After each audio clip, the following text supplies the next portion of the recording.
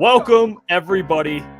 Crunch time with Jeff, Booner, baby. Lukas, and Gentry. It's April 3rd, it's Wednesday. And boys, we got a packed show today. TJ Gardner-Johnson going to war with Lions fans. Josh Reynolds clearing the rumors up. Hey, clearing the rumors up about how he feels about Lions fans. We're going to have John Maakaron on because it's Wednesdays with the doc.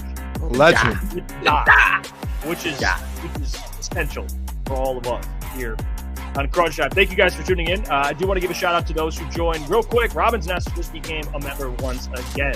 Robin's Nest, we appreciate you. Shout out. Thank you for that.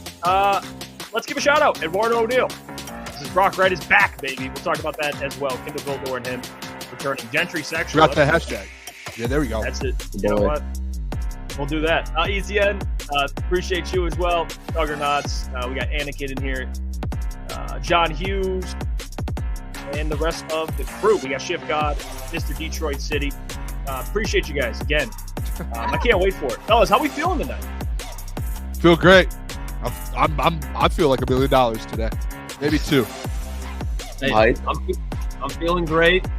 I did see a couple things on my phone, line related, that made me kind of confused. One specifically kind of made me a little nauseous, but we'll get into it. I think we're going to have a good show for everybody, and can't wait to have the doc on to hear what he has to say about it. That's facts. Wednesday's the best day of the week. We got the doc on. I'm hyped. I love talking to the doc. Absolutely. Great show. We have just to remind everybody, we have a wager on the line here. No, don't say. No, we're not going to mention what it is. But if you were here you almost corrupted the election show, there. No. All I'm going to say is, if you were here at the end of last night's show, you get it. You know what the wager is involving John. That is all I'll say. Before we get to the sports and we get to the topics and Lions talk, so on and so forth, I do want to again talk about what we're doing for the NFL draft and why, if you are attending the draft or you plan to be downtown and you're looking for a place to go, I have the place for you. And that is our VIP draft party with Questionable Tees. Shout out to Scotty. He is the GOAT. And if you guys don't know what Questionable Tees is, it is a clothing brand that makes elite gear worn by, Dan Campbell, Sam Laporta, Lions players, D-Max guy, of course, as well. And he's been crushing it. We're joining forces to put on a amazing event, of course, at Bookies. So shout out to them. Bar and Grill downtown, right next to Comerica Park. And again, it's April 25th, 6 p.m. There's a ton of stuff that's going to be there as well. You're talking about special guests, very, very special guests. Can't reveal who they are, but I promise you will be pleased with who's coming there. I'll tell you that. Great guests. Live DJ. Of course, we'll be doing a live show, which if you're not going and you're staying home, it's okay. Tune into the program. We'll be live for hours and hours, breaking down the draft. Me and Gentry will be holding it down, and then we'll have Boone and Lukas crushing it, holding it down for the Lions selection. So that will be a lot of fun. So please get your tickets. It's free drinks and appetizers. That's important. Free drinks and appetizers for 3-4 hours, which that's like the biggest selling point. If you're looking to get pretty messed up, you're going to spend well over $100 anywhere. So it's included in the ticket. You get a gift bag along with the ticket. So, hey, gear, everything. And trust me, the ticket price, what you're getting, it's well worth it. So please come party with us at Bookies. The links will be in the description. On every piece of content we do, we'll be doing, of course, live reads. We'll be advertising the event up until it'll be on all our socials. So please, if you're looking for something to do, get downtown, get your ticket. Again, link in the description. Come party with the fellas. Guys, Booner. I'm fired up for the party. It's going to be a lot of fun. Booner, you're gonna when they're announcing the Lions draft pick, if Xavier Legette is on the board, you're going to have to calm me down because I'm going to have a couple drinks in me. I'm going to be on the street beforehand, get all the other fan base's reaction. I'm going to come back there, and if Xavier Legette is not taken by the Buffalo Bills and he's taken by the Detroit Lions, I might lose my mind. I might lose. And same thing with Nate Wiggins. If Nate Wiggins gets taken, you might need to just take me off the stage, cut my mic off, and then we'll move on and regroup and come back the next day. Booner, is there a guy taking at 29 that will make you do the Kool-Aid pour from excitement? Is there a guy? No. It'll be in the moment. It'll be an in the moment situation. I don't know, because any guy could fall if a guy falls or something. I'll have to see. That's And fair. We're real at quick, 29, so it's weird. Like it's I don't know. It's weird. It's 29. real quick. What if he trades up? Yeah, maybe Oh. then. Then it's warranted. All right. Real quick though, Jeff. Show it off for a The second, cut. brother. Lord Farquaad, the lunch lady haircut is no more. It's no more. Yeah, it was much needed. Shout out to Spencer and the guys over at Joey's. They took care of me over in New Haven. That's my guy. He watches the show. So shout out to him. He saved my life. I beat the Lord Farquaad allegations. And I needed I had too much hair, man. It was a pain in the ass. So I feel good. And when you know what Dion always says, when you look good, you feel good. When you feel good, you play good. And when you play good, they pay good. Yeah. So that's Mhm. that's Mhm. yeah, that's what it's Gold that's from what it's Jeff about. Iafrate. So yeah, I got rid of. I think I beat the Lord Farquaad allegations. I mean, I don't know. You could still probably put your hair to the side and look like it. I bet. Put a split there. well, hey, that's Do fair. it. Do it real quick. Yeah. Just go like this real quick and let's see. Still there. It's not. See, it doesn't have the no, same- that's not Yeah, Lord still there. it doesn't have the That's like same a- effect. It doesn't That's- have. Still The, there. I don't even know what that is. That was just dirty looking. Yeah, look- I don't, I don't know if I ever want to see that again. To be honest, whatever that was. and but- I'm getting cooked in the chat right now too. I don't even have this pimple isn't even big, but I like tried it an hour before the show, so I guess I brought a friend along with me for the show, fellas. But I just see it in the chat, so I did not get beat up again. Fucking It happens to the best of us. yeah. We move. Yeah, We he moved. goes. We He had to moved, clarify Gentry. whether he got We beat up moved. or not. That- Didn't get my ass beat. It's just a pimple. Just a pimple. That's such a Lucas. Like, hey, did you get beat up, Lucas? No, I didn't. Okay, because Lucas, it's not about if you were in a fight. We know you're kicking some ass. All right, let's be real. Maybe. Hey, you never know. I could be fighting a Booner. Yeah, zombie. You don't want that. Booner in a street fight would be a zombie, man. He would keep. There's no way he's going down. He's no way. Yeah, Boone's you going know down. that. I'm going. I'll drink some Kool-Aid while I'm going at you too. Yeah. All grit. All grit. The He gets a Kool-Aid. victory chug in after. Oh, that's funny as hell. Well, fellas, some news, like I said, happened today. We talked about Brock Wright. He signed the contract sheet with the 49ers. The Lions had a certain amount of time to match, and they matched. The Lions have decided, this is per Ian Rappaport, the Lions have decided to match the 3-year, $12 million offer to restricted free agent tight end Brock Wright from the 49ers, which I think, we'll get to Kindle Vildor in a second, but, Brock Wright, we mentioned drafting a tight end, and I know the Brock Bowers thing came up. It was funny. Not that it's going to happen, but just the what if scenario. They need a guy that can do the dirty work, man. Like, again, a guy that can complement Sam Laporta. You can't deny Brock Wright, fellas. He's the perfect complement. Like, he's when you need him, he can be reliable, but his job is just to do the dirty work. So I'm happy Brock Wright's back. Unless you're a James Mitchell fan. Unless you're a James Mitchell fan. I don't know. Lucas the other day was talking high on James Mitchell, but I don't know, dude. Brock Wright, he's like, I don't know. To me, it's just a very ideal tight end too. Just if you need someone for Sam Laporta to fill in, he could do that. He makes plays. He's never gone in there, knock on wood, but he's never gone in there in the last two years. And when you needed him to make a play or you need him to step up in a weird spot, like if Sam's down and he's just not made the play. He's always made the play when his name's called, like extremely reliable. He makes the block. He does everything you need a guy to do, like a tight end too. And I was looking at like just breaking it. Like a lot of people are like, oh, $4 million. Guys, like that's tight end 2 money now. Like I'm going to name some guys here, and I don't even know some of these guys. Foster Moreau, I know him from the Saints. Charlie Warner from the Falcons. Durham Smith from the Dolphins. Adam Trotman from the Broncos. Drew Dogs. Harrison Bryant. Pharaoh Brown. Like these are all guys that are $3 to $4 million who are making the same as Brock Wright. And I'm sure Brock Wright's had more production and has made bigger plays than some of them anyways. Like when it comes down to it. Maybe not the production, but he's made plays in big moments. So I'm not worried about it at all. There's a lot of people that are like these 2 signings today that like freaked out and we're like, oh my, what are we doing? Depth, fellas. Here we go. We've got good depth. Let's calm down. Relax. Yeah, and Brad getting re-signs his guy. Like that's like the Lions guy. Oh, what he is. You trust him. Yeah. He knows the system. Yeah. It's fine. Brock and roll, baby. Brock and roll. Oh, geez. I saw that on my Instagram. I was like, oh, God. Who posted that? The Lions. Like, they Let made a them whole have their graphic moment. with. Yeah, I'm Let's happy rock he's and back. roll. He's, You didn't he's- like he's- that he's one? a very fine. He's a very fine tight end too. But I don't know. Very nice, I just reliable look at guy. the money that was spent today, and I still just bring up the question: it's like, could that money be allocated to the cornerback room or the defensive end room for more depth? I'm not mad that he's back by any means, but it still makes me question. Like, makes me a little worried that we're not addressing the defensive end and cornerback room. I guess we did address the cornerback room, but I'd rather see those things addressed.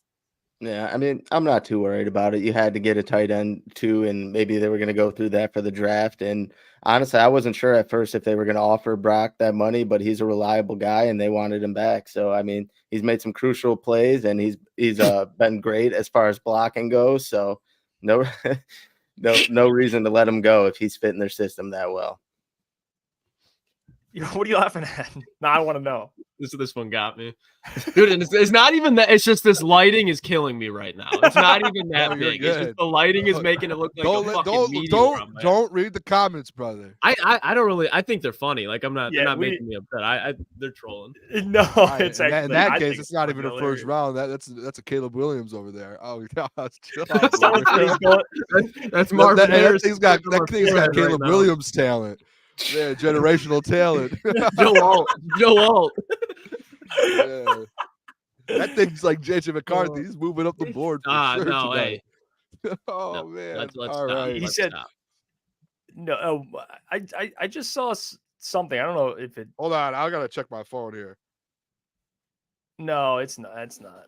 Okay. I thought I was getting trolled for a second. You guys see that comment? Yeah, Randy, Randy, you We're almost all got us, you can't Randy. do that. You You almost can't got us. do that, Randy. you had us, Randy. You had us in the first half. Me, man. Whoa. I'm- I'll tell you, guys. What? Oh my It's got a pulse. The show's chalked until Doc comes on. I can already see it. Yeah, well, fellas. Hey, speaking of chalked, I think. What are we doing here? What are we doing here? All right. Booner Booner, has give to us be the the voice depth of reason talk. again. Booner's gonna Let's shut this Booner, one get the down. depth talk. Booner Shut it just down, has Booner. to keep being the voice of reason again. Okay, I'll do it for the city of Detroit. I'll do it for the fans. I'll do it for everyone here. Why don't we all just sit down? That man's going to get signed for $1 million. He's barely, it's not even going to look like it touches the cap space. And guess what? He's your 5th or 6th cornerback. There you go. He started football games for you last year in a deep playoff run. You got a guy with some experience and some snaps. I don't care about the helmet catch and I don't care about that. He's got a little experience. He's a veteran. You're going to get him for $1.5 million. And you're sitting there on your bench and maybe a practice squad because guess what? You have Amik Robertson, Carlton Davis, and Emmanuel Mosley when he comes back. Guess what? You're going to probably still bring in a veteran guy like Stephon Gilmore, hopefully, and you're probably going to draft a corner. So there we go.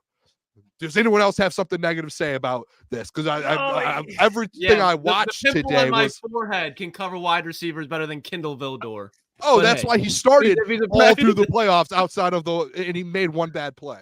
No, in reality, Booner, I'm with you. As long as he's He's our the 4th, sixth 5th, corner? 6th guy, I'm cool with it. If I see Kindle Vildor, even if it's because of injury, starting for the Detroit Lions at any point this year, I'm gonna be like, yeah, this is exactly why you Agreed. don't sign Marcus Davenport for $6.5 million and you go out and you get a cornerback instead. I'll be very agitated as a Lions fan to see that again. I agree. No, I'm cool with him as a depth signing, but like Lucas said, in key parts and key moments of games, I would prefer Kindle Vildor was on the sideline. But I do like it as a depth piece. We were gonna have to sign one of those and probably draft one anyways, so it's not bad to bring their guy back if they like him. Vision Stealth, thank you for the $5, my man. He says anyone that disagrees with this signing is brain dead. Well, that's it. Hey, Jeff, I know you want to go here. I just want to say this: like fans and people who talk Lions, who just anytime there's a depth piece signed, why are we doing this? Why are we, buddy? Guess what? You have like a 70-man roster, 80-man roster you need for training camp. We're gonna have players on this team that aren't gonna be starters. That's just the way it rolls. yeah. Lucas, would you rather have Kindle Vildor or Will Harris? I would rather have Kindle Vildor. I mean, yeah, because Will Harris doesn't even have a position. You just line him up there and tell him to get cooked. Does it at corner and safety, so at least Kindle Vildor is just getting cooked at corner. Dude, All right. Well, Get it together. even Booner. Cortez says this show is getting ridiculous. You guys are literally arguing over depth special teams players. Well, hey, this is April 3rd. So, hey. We're talking Lions, right, Cortez. Sorry, Shout out Cortez. Isn't that the kid's name from Spy Kids? Yeah, I don't know. Isn't that aren't they the Cortezes? The dad's name. I will say this. It was more so it's very random. It was more so to bring up the signing, just to kind of announce it happened. Like, it's, again, the Lions make a move. We're going to talk about it. We don't have to spend a lot of time on it. But you know what's funny? And I'm with you guys, like, in all seriousness. Like, yeah, he's a depth piece. He plays special teams. Like, whatever. Yeah, like, I'm cool with that. But you know what's interesting? You guys know what a perfect pass rating is, right? No. What's the number for it? Is it? It's 158.3. That's okay. You know what Kindle Vildor allowed in coverage? 158.3. 143.8. So, and I'm not saying to say it's a bad signing. What I'm saying is you don't want this man on the field at all, please, at all. Good thing he's not a player. Like he's and that you're right there, Boone. But yeah, 143.8. Average of 21.7 yards per reception he allowed. So God, yeah, he's yeah, depth piece, I think, is the right way to put it. Can we put that in perspective as well? That was this year, correct, Jeff? Yeah. This season, those numbers? Yeah. All right, let's put that in perspective. He came to Detroit late in the season, correct? Like through free base, he got cut from, I think, the Bears, and like the games he played in were all the playoff games and like the Dallas game. I'm pretty sure. Like he played in like every big game we had. So it's like, as long as he's not next year down the stretch, you're sitting there with Kindle Vildor out there lined up across from Carlton Davis, then like that's the big issue. Now, if it's like week 4 and Amik Robertson's out for like a rolled ankle, and your backup Emmanuel Mosley isn't fully back yet, and the rookie might not be fully ready. Okay, Kindle, buddy, we need you for 2 or 3 weeks or early in the season. Do something. Hey, yeah, made a fine fourth fumble on CeeDee Lamb in that Dallas game, though. We can say that. Yeah. And this isn't, we're not what we're doing here, what I'm doing here, I'll speak for myself. It's not about like, oh, they shouldn't have resigned him. I'm just being honest about how I pray he never sees the field this year. For sure. On defense. That's all I'm saying. I pray Stephen Gilmore doesn't see the field this year either, because he's not ready yet and he's young. So I'll take that back. I want to see that man in training camp. I was going to say, I'd way rather have him see the field. I don't know. I hope that man took a step. Well, I see somebody. I got you, my guy here. Let me make sure. DCP. He asked, now do Sutton. I just looked up Cam Sutton's pass rating allowed. It's 113.9. So it's not good, but like 143. 113. It's a pretty big. They're both. Your secondary is just bad. Your corner. One's a starter. It's not a surprise to anybody.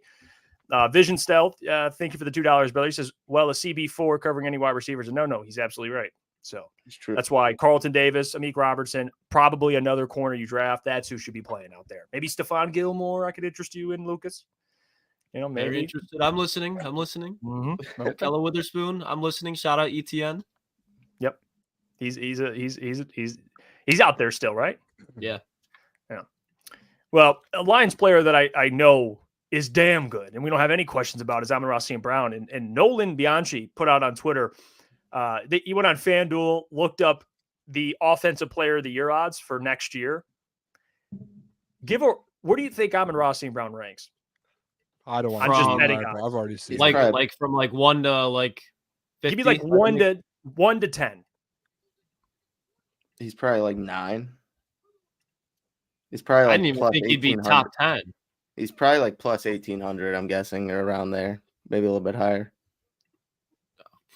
I'll say 10. I've already seen the graphic, and I've already seen the odds. I've so I don't want to give. I'm interested. I mean, I hope I'm wrong. He, as of right now, he is 6th on the offensive player of the year odds. This is per FanDuel. 400 off. And they have Tyreek Hill as the favorite, CeeDee Lamb, Christian McCaffrey. Those are top 3. Justin Jefferson, Jamar Chase, and then right behind him, it's a foul. I mean, not really right behind him, but a little bit of a drop off. Then Amon-Ra St. Brown, but he leads over Saquon, AJ Brown, Jahmyr Gibbs is also there at number 10, top 10 as well. Dope. Yep. Dope. He is top 10 as well. But fellas, I'll go last on this. But the fact that Amon-Ra's even here, and two Lions are even here, speaks a lot about those guys' individual talent, but also his offense with Ben Johnson. These guys, talk about what they're going to do. They're going to be top 3 this year offensively. And these guys are going to have another great season. I don't know, really. I'll ask you guys, number one, your reaction to it, but number two, how far can Amon-Ra St. Brown just go? Like, because to win Offensive Player of the Year, fellas, like you got to put up. I mean, got to be the number 1 wide receiver in the league that year. Yeah, you got to have, and I mean, probably close to what 1,800. Yeah, I mean, just think Tyreek Hill didn't even win it last year. Mm-hmm. Yeah.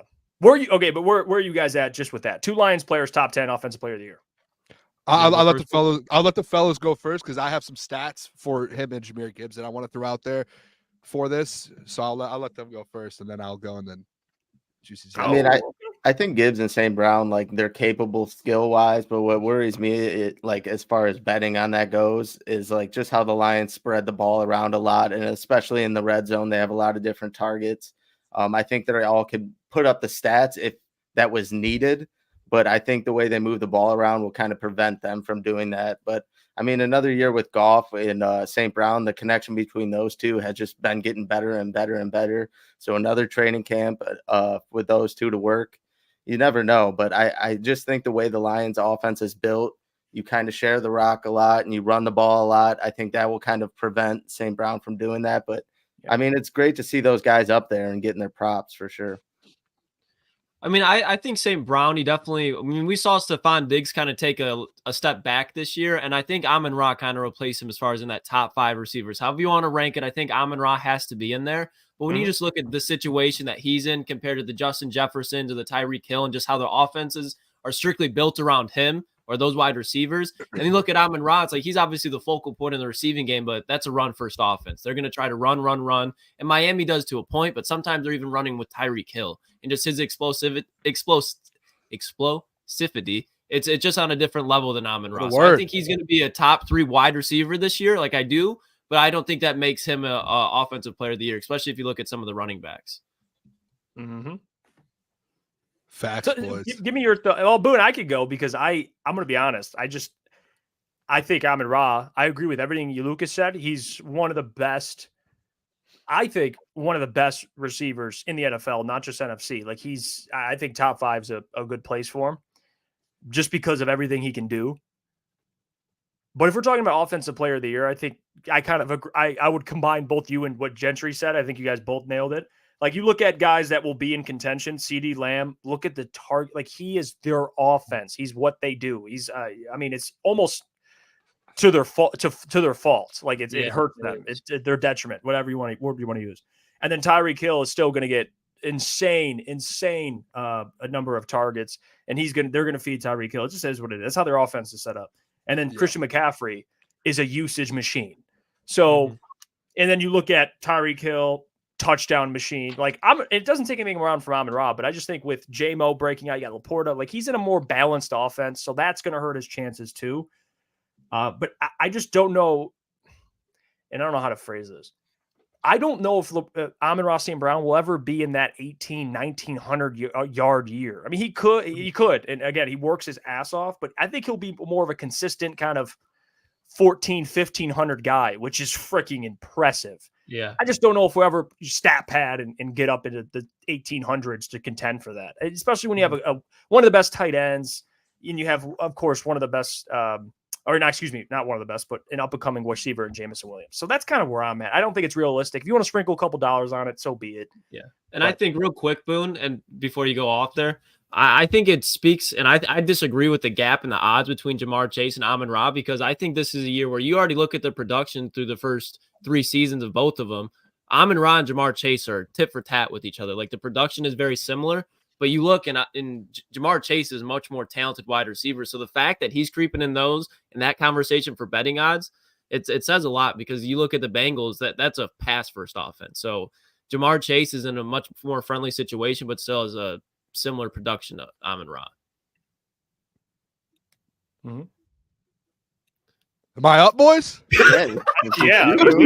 Like, right. Booner just No, Yeah, so Booner, what take you the guys floor. all I agree. Like the biggest thing that you guys said was that it's going to be tough for either one of them to win it because like you have two players that are top 10 in that ranking. Like that's unheard of. I don't know if there was anyone else on the same team in the top 10 on that list. I didn't see, but you have two guys in the top 10. So like the touches is like the biggest thing.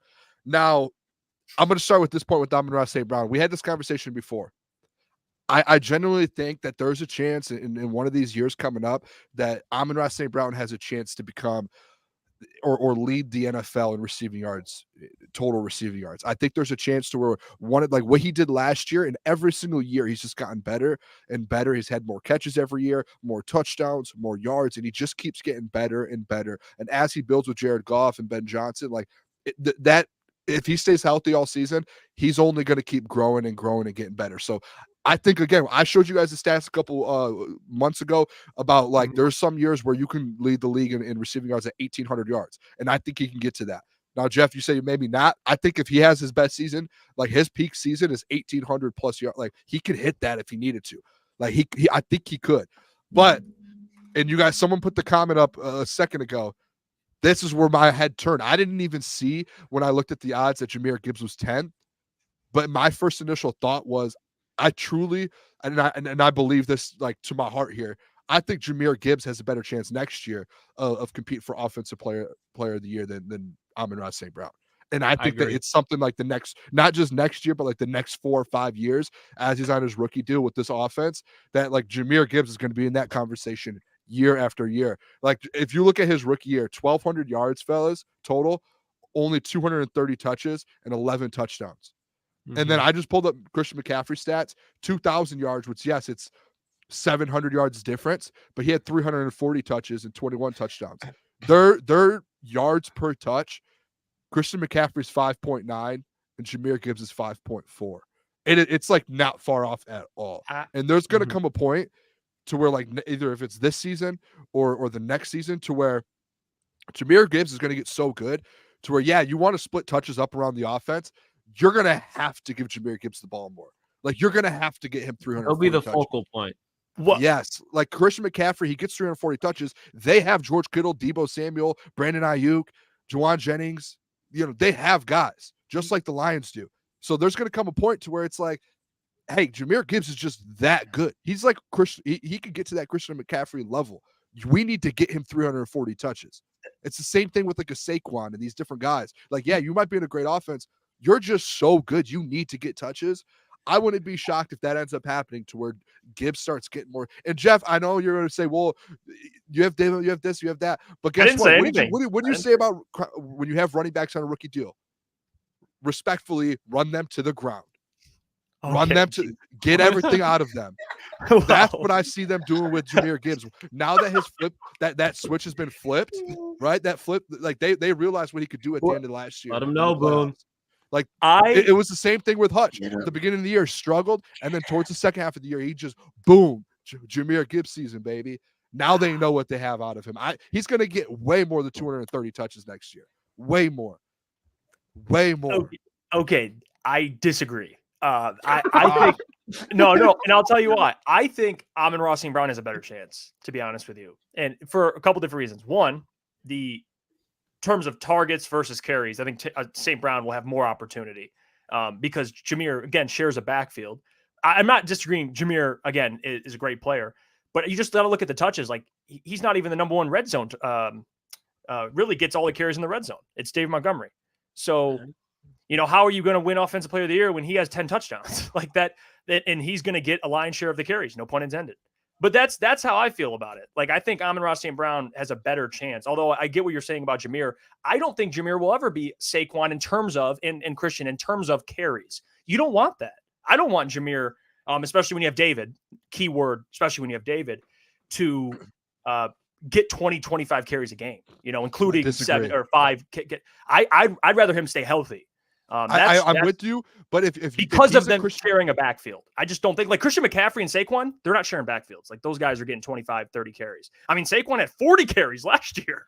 He had a game where he had 40 carries. Do you think Jahmyr will ever get 40 carries in a game? No. No, but absolutely to my point, it's like if you have a guy at that level, you want him to have the ball more. Like it's like having an NBA player that scores 35, like a Luka Doncic, and if you have him and you're just like, let's just not feed him the ball because we don't want him to get that many shots up. Like, no, you have a guy that's averaging almost the same amount of yards per touch as Christian McCaffrey. And I'm not just talking about like rushes, Jeff. I'm talking about like receptions and carries. So it's like I don't want him to get 25 rush attempts a game. Like put that to 15, 17. But now you can get him out of the backfield as well and get him more catches out of the backfield, making plays like they do with Christian McCaffrey. Like let him go out there and get more touches. That's going to elevate your offense that much more. It makes you that much better. And real quick, if you want to, if you give him about 15, 17 carries, like you're upping his carries, like I understand. I just don't think he'll ever get that usage. I don't think that's what the Lions want him to get because they want him to stay healthy. Like Christian McCaffrey, they have Elijah Mitchell. He doesn't even see the field, like rare. Like Christian McCaffrey is their offense in the run game, and he participates, of course, in the receiving game. But he had led the league in touchdown. I mean, he combined touchdowns. Like for Jameer, all I'm saying is this, not saying that Jameer will never win it, but I think he has a bigger hill to climb than St. Brown, just based on sharing a backfield. Like that's a tough, especially with the red zone carries. I don't know. I'm with Boone. Like if you're asking me, okay, this is a run first offense, and who's the best offensive player? Like who's the best offensive weapon they have? Even with what they could be, you say Jameson Williams has the potential to be a number one wide receiver. I still think Jahmyr Gibbs has the highest ceiling out of any weapon on this offense. And I think there will be a time where, to Booner's point, it's hard to keep him off the field. And that's not saying that they don't use David Montgomery, but even towards the end of the year, Jahmyr Gibbs, David Montgomery get a red zone touchdown, and the next drive was Jahmyr Gibbs getting a red zone touchdown. His vision, his speed, his ability to catch the ball in the backfield, it's going to be hard to keep him off the field, in my opinion. So I'm with Booner. I think, honestly, Jahmyr Gibbs, especially being a running back in this offense, I think he has because Amon-Ra is still going to have to compete for targets with Laporta, with J-Mo if he takes a step, if they draft a wide receiver. So where Jahmyr has to compete for carries, I do think obviously Amon-Ra will get the workload of the receiving game, but I think Jahmyr, especially later in the season, will get the workload of the carries. Yeah, I don't know. It's tough. I really don't think either of them have a chance, but if I was going to pick one, I would still pick St. Brown. I think just the chemistry between him and Goff and next year, I think that's going to even take a bigger leap. But I do understand what you guys are saying as far as Jahmyr Gibbs having the highest ceiling. He is probably the best player on our offense moving forward as far as skill set goes. And I think using the receiving game is only going to help his case. But like I said, I think Amon-Ra St. Brown and Jared Goff have proved they're one of the best best QB wide receiver duos in the league. And I think that kind of takes the trump. I mean, that's where I'm kind of at with it. Like I just don't, I'm curious. I'm curious how they use Jahmyr Gibbs. And again, I think he'll be more of like a 10 to 14 carries a game. Like they want to keep him again, because this is a team that you expect to make a deep playoff run and hopefully play in February. Like you want him to be healthy for that. Even though I joke about how I'd use running backs, for Jahmyr, he's just not built. I don't think he's built that way. I don't think he's not built like Christian McCaffrey to take that wear and tear. I think as you get farther, like I think like give him an offseason in the NFL. He's gonna come back. He's gonna get. Like you're gonna get built the right way. Like he was small. Like he was at Alabama.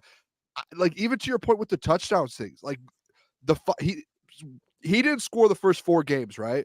And then he got hurt, and then he didn't even score his first touchdown. I think until like late October. The Ravens. Yes, and then he had a 14-game stretch. Then the final 14 games, including the playoffs that he played, Jeff, he scored 14 touchdowns. He was averaging 1 touchdown a game, basically. That's like if you do that in a full season, including playoffs, dude, you're over 20 touchdowns in a season. Like that's Christian McCaffrey. Christian McCaffrey had 20 something this year, like 22 or 23. So like you're on that level. It's not like don't give him the rock. Let's be careful with him. Like you weren't even that his rookie year. He played in 14 straight games coming off that injury and went out there and I'm pretty sure that 14-game stretch, he had the most yards per carry for rush attempts. I'm pretty sure a touchdown a game. Like he was producing high-level Pro Bowl numbers. He was a Pro Bowler his rookie year. And you can only get better. A guy like him only gets better. And you don't I get your point. Let's keep him healthy. Let's be smart about it. I just think when you have a guy like that on your team, it is more so dumb and not a good game plan to keep the ball out of his hands. To say like that's good for the defense. You're helping the defense out at that point. Like, no, you want to get the ball in his hand as much as possible. You have other weapons to be able to decoy and do different things with, but you have one of the best offensive weapons in the NFL now in Jahmyr Gibbs. Yes. He is one of the best, not just running backs, weapons in the NFL now. And I think that's a fact. I agree, but I think we're kind of forgetting about how crucial David Montgomery was to this team and how good he was in the red zone. Oh, like dude, David Montgomery was a dog, and I think it gets overshadowed a lot because of how high of a ceiling Gibbs has, and he is a great player and whatnot. But David Montgomery was irreplaceable, and he took a lot of I don't know how to say this. It was like a lot of the disguise. It kept a lot of the defenses honest when he was in the lineup. So you can't overshadow what he meant to this team because he was unbelievable, man. Them two as a 1-2 punch is neither of them deserves credit. They deserve credit as one.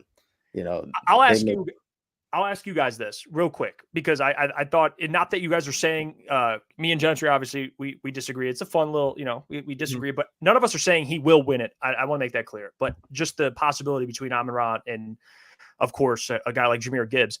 I went back and looked at the running backs who have won Offensive Player of the Year. And it was obviously Christian McCaffrey, but take him out of it. The last one was Derrick Henry in 2020. And he had close to 2,000 yards, basically. But even before that, Todd Gurley, which I do think that's a decent, not physically, because Todd Gurley's like 6'1", 200 plus pounds, but he's like 225. But the year he had, I think he had like 1,300 yards rushing, something like that. What was this year? He goes crazy through the air as well. He had like 1,300 yards, but he had like 800 yards receiving. Okay. Like that, I can see, but also you got to take into account, I mean, Todd Gurley almost had 300 carries. That's a lot. And then you go before him, right? Before Todd Gurley, DeMarco Murray, who had almost 2,000 yards, Adrian Peterson, 2,000 yards, Chris Johnson in 2009, which, is a reason why he's called CJ2K. But yeah, he had 2,000 yards. Like, you get where I'm going. He's got to have I just don't know if they'll use him as much as you guys hope they will. And personally, I don't know if I want them to use him as much as you guys say. I want him to be healthy. My thing is my whole thing, and I got to find who brought it up, but they're like the usage for Jahmyr Gibbs was perfect. And I think as a rookie, yes. And I think looking at how he is injury wise, but then you actually start watching Jahmyr Gibbs, his vision and ability to avoid tackles and then let alone deliver hits on defenders. Jahmyr Gibbs is a player that is always falling forward. He always looks like he has eyes in the back of head avoiding defenders. So this is a player that, yes, he is small in stature. He's 5'9", 5'10", 5'11", but he runs and he plays like he's 6'2". And when you look at those players, a lot of the times, especially how he keeps his feet level, they don't get injured that much. Now, I'm not saying Jahmyr Gibbs is not going to get hurt, but I think David Montgomery, to your point, Gentry, is absolutely an essential part of this offense because he takes a lot of the blows from Jahmyr Gibbs. But when Jahmyr Gibbs, who led the NFL and rushes 20-plus yards or more, that's just a player that sometimes it just doesn't matter. It doesn't matter what scheme you have because even if the gap is that big, Jahmyr Gibbs is going to find a way to get through and get a 25-yard rush out of it. So it's one of those things where it's like David Montgomery will still be a factor. I think so. He'll probably still have, what do they both have, around 1,000 yards this year? Yeah. I think Jahmyr Gibbs will probably have like 1,100 and David Montgomery 600-700. But I do think Jahmyr takes a step. And I'm not so much worried about the workload thing just because if you look at his play style, and that's why I think if there were to be a guy to be closer between him and Amon-Ra, it's Jahmyr Gibbs. Just simply he's the better football player. And again, it's not a knock against Amon-Ra. He's a top 5 wide receiver. But Jahmyr Gibbs, I think there's a possible conversation one day where Jahmyr Gibbs is the best running back in the NFL. It's just so hard to me when you have a guy at that level who, to me, Jahmyr Gibbs, at his best now, we've seen it down the stretch in the playoffs at the end of the season. He's a top 5 running back and weapon in the NFL. Now, I get the point. You have David Montgomery. You have this. You have Amon-Ra. You have Sam Laporta. You still, you're going to have to move the ball. You're going to have to do that. And obviously, he's not going to go out there and get Christian McCaffrey carries because Christian McCaffrey is I think the weapons we have are better overall than what the 49ers have, in my opinion. And where Saquon's been, he hasn't been in a position where there's been weapons like Jahmyr Gibbs has around him. I just think, okay, there has to find a way to increase his usage percentage. You have to. Right. It's a guy like he is dangerous with the ball in his hands, and they slowly got it to him last year, and he started getting better and better. Now he's going into year 2. He's going to have a better offseason. I don't see how you take it away. I still think David Montgomery is going to have 800 to 1,000 rushing yards. I still think that's possible. Like he missed games last year and he was like 9. He had 1,000, didn't he? But that proves my point. How does he win Offensive Player of the Year when he get close to it if he has a running back who has 1,000 yards on his team? How does that? It makes it that much more impressive. He had Jeff. Todd Gurley didn't share a running back room. How many games did Jahmyr Gibbs miss? 3? No, I get that. I'm not saying he won't so be he missed productive. 3 games, and he had 1,300. He basically had 1,300 all-purpose yards with another guy that had 1,000. So if he plays in every game, and say you take a little away from David Montgomery, say David Montgomery goes for 800 or 900, and you just give some more production to Jahmyr Gibbs, give him another 60, 70 carries on the year. But that's not always like that. You get what I'm See, saying? It is. You just adjusted a little, dude. You adjust. I think he'll be like, take 200 from Montgomery, add it on to Jahmyr this year. Like football, it's like that. Jeff, it he doesn't always averages apply like 5 that. yards a touch. Give him another 50. But that's going to go down. That's going to go down. That's going to go down because more touches, Boone. You get what I'm saying? I More disagree. carries. I disagree. I'm with you, Booner. He already has a year sample size at 5. I'm with you, Booner, but up until that point, because of Jahmyr, which I think he is clearly going to be the better running back next year, he's going to take away David Montgomery possession or carries and production just because of the type of running back. He's an explosive running back. So I just in one touch, he can take you 60 yards down the field, and that's taking away production from David Montgomery. And I'm with you. Like I think Montgomery is still going to be a productive part of this offense, but I think there's definitely going to be maybe not a completely significant dip in production, but there's going to be a rise in Jahmyr and a dip in David. I think that's how David's it's got to be 800 yards. 800 yards. I'd say that. I would say it's even a little bit more drastic than that. And it's not a knock against David. I just think Jahmyr is going to be the focal point of this Lions offense this year. That's why they drafted him at 12. Yeah. And to be fair, like I think the share as far as the carries go is pretty good. And I think maybe in certain scenarios you can give more to Gibbs, and then in certain scenarios you give more to Monty, like red zone scenarios. But like the big thing I think is getting Jahmyr involved in the pass game in like ways that actually benefit him, and not throwing screens at his feet towards the sideline, maybe like plays up the middle and like you actually hit him in the chest. But I think the carries are fine, and that will work itself out as far as the red zone goes. You feed Monty, and maybe in the middle of the field you give it more to Gibbs and he has more space to cook. But I think you got to find different ways to get Jahmyr Gibbs involved in the passing game. He's a weapon. Well, I'll tell you what, guys. We don't have to find a way to get John Maakaron involved. I mean, the guy is an absolute stud, and he's waiting here for us. And it's Wednesday. I mean, it's Wednesdays with the Doc, John Maakaron. I know he's got some things he wants to get off his chest. Can't wait. I was texting John today about some things. John, how you doing, man? Welcome to the show, brother. What are you drinking today? Man, it's a good time to be the Doc. Cheers to everybody. Got the what is it for you? It's gonna be a great time, brothers. What type of beer is it, John? Oh, you know it's a Coors Light, brother. Let's go. Let's go. Ice cold. I got the chill glass for you boys. Looking forward to a fun conversation. It's gonna be fun. Got some shit to say. Got some people to roast. Got some things to clear up. It's gonna be a fun time. So everybody tune in and let's go. Fire up the questions, and we can talk about anything from whatever you want, from sports to life, whatever you got. I'm here for it, brothers. I look forward to Wednesdays, man. I look forward to talking to you guys. Doc, let me down, Doc. I'm going to be honest with you, Doc. We had a as well. We had an on-show. We had an on-show bet last night at the end of the show. Our bet was, what will John come on the show and what will be in his glass? I said a Modelo. Lucas. I said bourbon. I said he was going to go back to his old ways and drink some bourbon. I had a new beer. I had Corona. I thought maybe there was a Corona that would get thrown in there one of these weeks. And then, of course, Mike. What the hell did you say? Coors. I know my guy Doc. I know my guy Doc. Damn it! All right, you know what, John? Enjoy that course. We got a lot to discuss. Yay! At least we knew. At least one of us was right, John. All right, we're good friends. So at least one of us was right here. I want to ask you to start off here. And I know you guys wrote an article about it. It's on All Lions, which of course Lincoln is in the description. And just regarding the Josh Reynolds stuff, I know Josh posted and he said, I didn't say that. But then also Jeff Risdon had, he was told by his camp that it had something to do with the reason why Josh Reynolds left. Can you kind of clarify that and just kind of explain to the audience what's been going on with that kind of storyline? Yeah, absolutely. And sometimes people have to, and sometimes it's fun when you debate people online and they question what you write about, that you actually have to teach them what they're actually reading. And so, first and foremost, the first word in that headline was rumor, which the definition means this could be true, this could not be true. But I don't got time to track down Jeff Risdon and track down his sources. You know what I mean? The man's busy. He's traveling, got stuff going on. He's writing, doing the thing. So I saw I check out, just like you guys, I check out the work of a lot of the other writers in town. He did a mailbag and he said that Josh Reynolds' camp told him that potentially they were, thinking that they need to get away from the toxic fans that probably reached out. And so, of course, Reynolds, it got to him when SI.com writes it. It's going to be out there. People are going to talk about it. It was talked about online.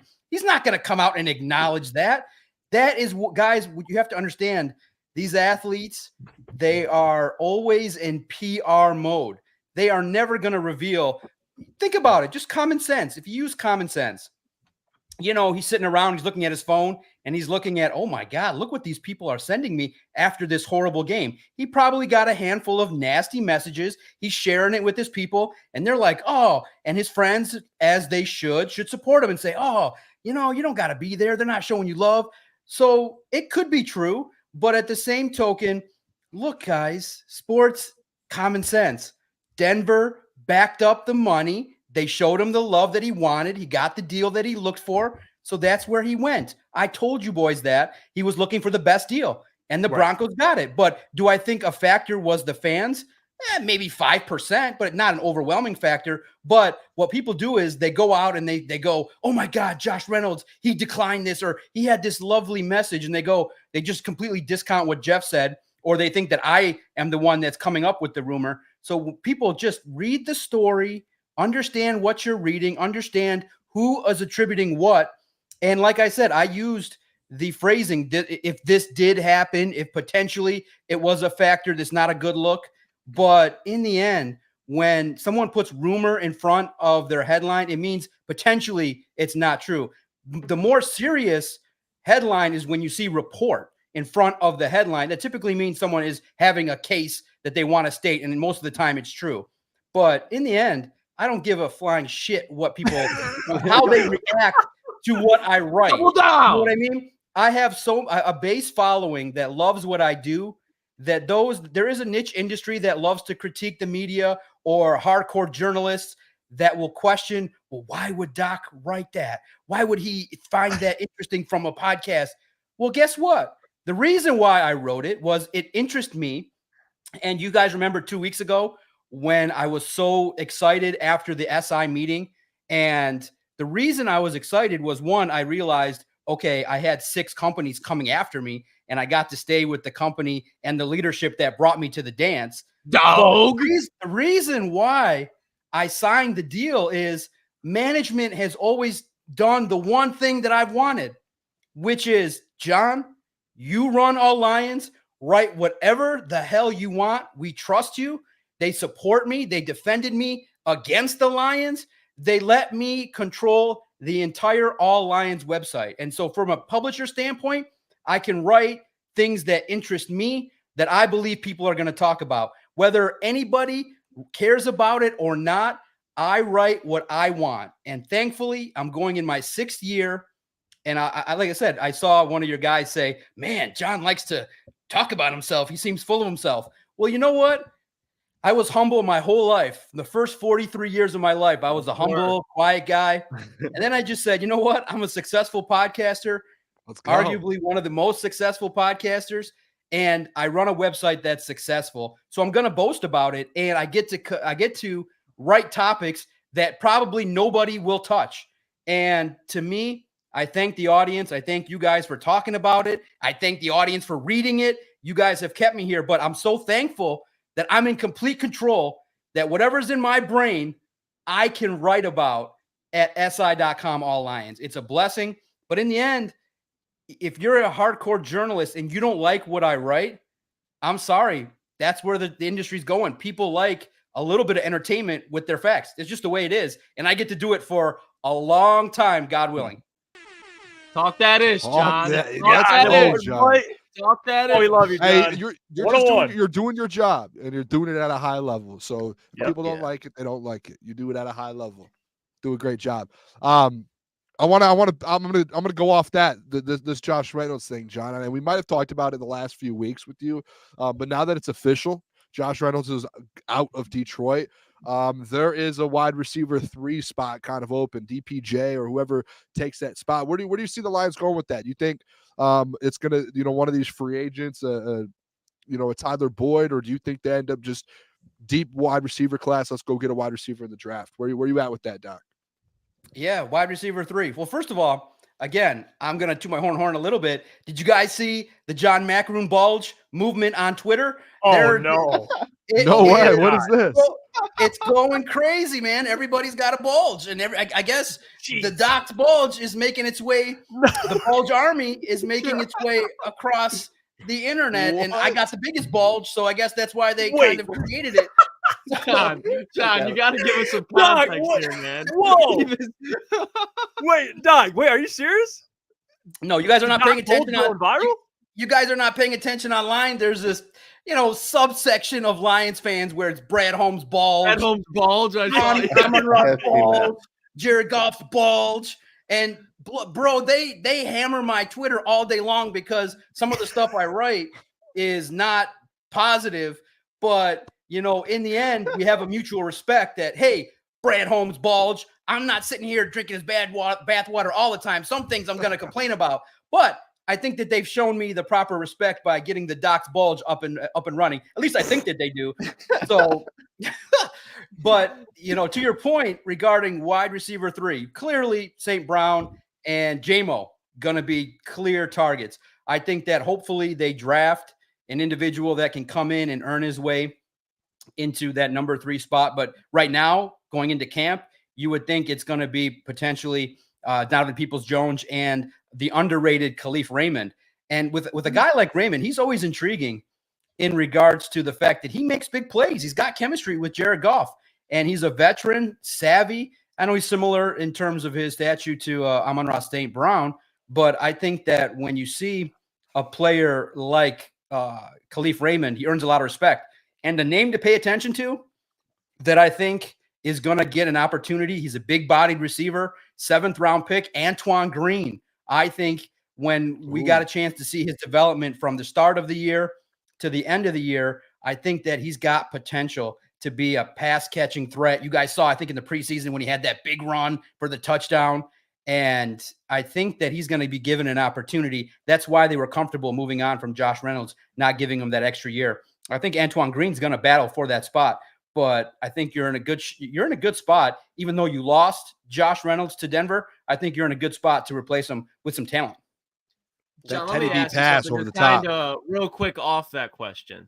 So Antoine Green, you expect him to compete for that wide receiver 3 spot. Now, do you think it is actual reality? Do you think he has the skill set and can actually and I'm not trying to be because I haven't heard that yet. And honestly, if you were to ask me that before this, I'd kind of be like, the fuck? No, they're going to draft a wide receiver. Antoine Green's going to be bottom of the depth chart again. Do you think there's a chance that he can actually take over that wide receiver 3 spot? Well, here's how you got to look at it.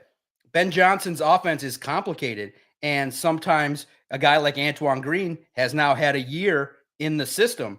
So he knows the vernacular. He knows the routes he's got to run. He fits the mold of what Josh Reynolds was. A little bit bigger. I think an opportunity that he's got. Look, you look at Brad Holmes and how he conducts business. He values the picks that he's got, that he's made. The majority, 99% of the picks he's made are still on the roster. I think Chase Lucas is the only guy he's drafted not on the roster.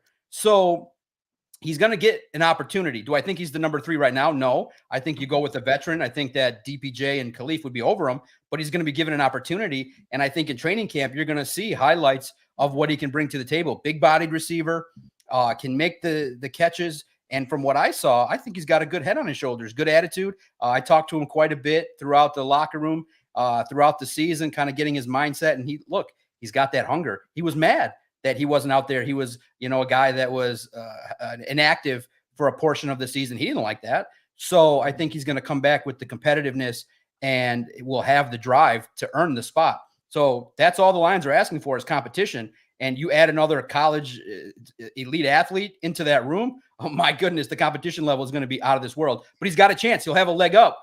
The 3 veterans will have a leg up over a rookie, no doubt about it, in Ben Johnson's offense. Gotcha. Great all point. All right. Just want to kind of clear that up real quick. But kind of switching over the draft, John. And if you look at the first 10 picks, you could say that the Patriots are kind of the pick that control all the rest of the dominoes. If they take a quarterback, if they trade back, if they take Marvin Harrison, they kind of control the front part of the draft. When you look back now to where the Lions could be picking potentially if they stay at 29, which team in the back half of the draft do you think is kind of has that same effect where they control the dominoes and how they fall? Yeah, it's real interesting now. A lot of talk, the incident with the Chiefs, Rashee Rice, could that put the Chiefs, who are behind the Lions, in a position to jump the Lions if there's a wide receiver that they want or an offensive threat that they want? So I look at it and I say, oh my goodness, the draft could get explosive here at the tail end. And you look at the Lions, and I think everybody is kind of just still, like you asked Justin Rose yesterday, who's going to be a team that's going to potentially, what are the Lions going to do? And a lot of people don't know. So I look at it now. You guys saw too. Who's just ahead of the Lions? The Bills at 28. They just traded Stephon Diggs. Does that also make it a situation in which Brad Holmes has to move up? I think too, a couple teams in front of the Lions that you got to pay attention to. 24, I think, is Dallas, and 25 is the Packers. So there is opportunities if the Lions are sensing that a player that they covet is not going to be available, they could jump. So it could be very interesting from 20 through 27 what happens, because that might force the Lions into moving up. But the team that I would pay attention to is the Chiefs. They might have a situation on their hands. I know that the situation is still evolving, but you never know. With the needs that they got, they could be looking to move up. Yeah, and Doc, some things went down on Twitter this morning, or was it yesterday, involving C.J. Gardner-Johnson. He was kind of talking shit about his former teammates, kind of talking shit about, Lions fans. I just wanted to get your thoughts on that whole debacle. Yeah, it's interesting. A lot of fans were like, oh, now, and just to give you a little peek behind the curtain, I was online and it popped up and I'm like, wait a minute, is this real? Because there have been fake CJ tweets before. So I took a screenshot of it. I saw all the reactions. I'm like, okay, this is real. And then I decided, should I write this? And I'm like, in my head, I said, he's probably going to delete this, but I wrote it. And of course you write it. It's interesting. Right. And you look at it, and of course, this is a guy that handled it differently than Josh Reynolds. Reynolds for sure got his fair share of criticism online. CD Deuce is also getting criticism online because he had a bad game. And Lions fans are not shy to tell him, bro, you were waving your hands out there at halftime, and look what happened. You were waving to the crowd, and you probably fired up the 49ers, pissed everybody off. And you played your worst game when you were talking all that shit to Deebo Samuel, and you go out there, and the picture that we used, I think, was the one where, I think McCaffrey's blasting him in the face and, with that stiff arm. And you recognize that Detroit fans don't like shit talkers that don't back it up, period. So he heard it online, and he said, oh, Detroit fans turn quick. Well, no shit, Sherlock. If you're not part of the D, you're not part of the den, then the fans don't support you. That's it. It's provincial. We're a town that loves the athletes that are currently on the roster. And if you're not on the roster, you're going to have a bunch of haters. And especially when you are a player that came in with some fanfare and you talked all that crap, you didn't back it up. You played 3 games for Detroit. You brought in a ski mask and it was a disaster. So in my opinion, look, he's a guy that's a reactor, and he's a guy that's always going to talk his shit. But my opinion, that was weak shit. Why'd you delete it? Hey, why'd you delete that shit? You put that out there. So when he was talking his junk to me, I stood right there and took it. He called me my question dumb right to my face. He disrespected me to my face. Now, did I come back and act unprofessional? Absolutely not. But I stood there when he was all mad at me for how I acted with Derek Barnes. I stood there and listened to him rant and rave, and I acted professionally. But I don't delete nothing from Twitter. You can't handle the heat from the fans chirping at you. So I thought that was weak. And I think that, for a guy that came in here with all that talk, it's kind of a situation in which all talk, no bark. And it's good. I'm glad that he's moved on. Ooh, We need another one. I'm let sorry. him. Let's Doc go, is John. spitting today. He Doc is spitting. cooking today. Doc, let's let that one digest real quick. That Let was it marinate. Let it hell of a marinate. response there. Yeah, let it marinate. John, I want to ask you too. I talked with Adam today. We do a spaces every Wednesday. And one thing that got brought up, and we're going to talk about this later, and I think it's an interesting conversation when people bring up the window for the Detroit Lions. When you look at teams that have a window in the NFL, when you're talking about a window, an opportunity to contend, not just contend, but make a Super Bowl, win a Super Bowl, teams that have had, large windows or, sustained windows, whatever terminology you want to use, typically you look at quarterback, which Mahomes, right? And you look at the runs Brady went on, of course, but even Brady, Belichick, and Mahomes, Andy Reid. Where are you at, which is kind of not only the window, but do you believe that Dan Campbell, because his ascension is impressive, right? He's already, I would say, a top 6-7 coach in the NFL. And then you got Jared, who's kind of around that same number.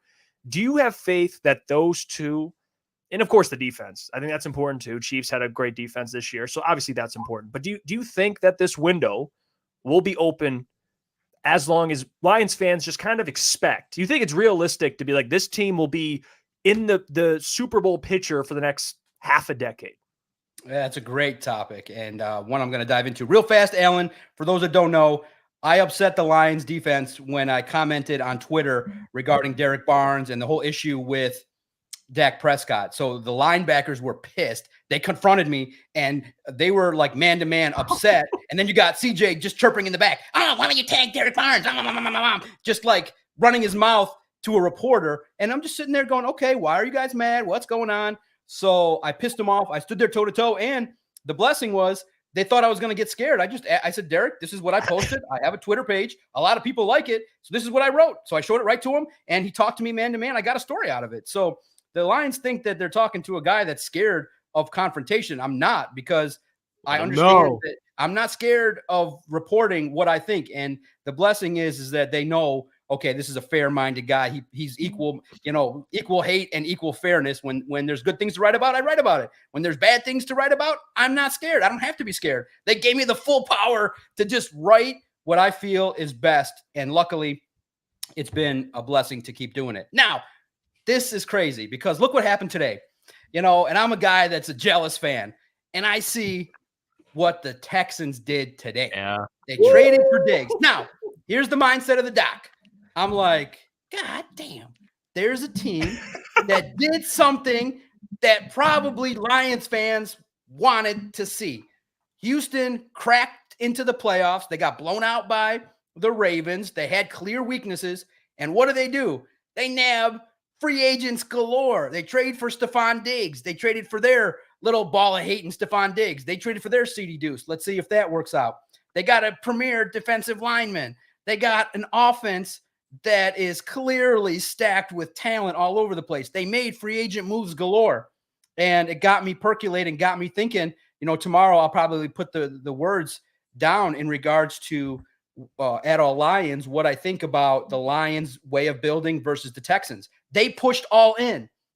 For the Lions, they're trying to sell sustainability.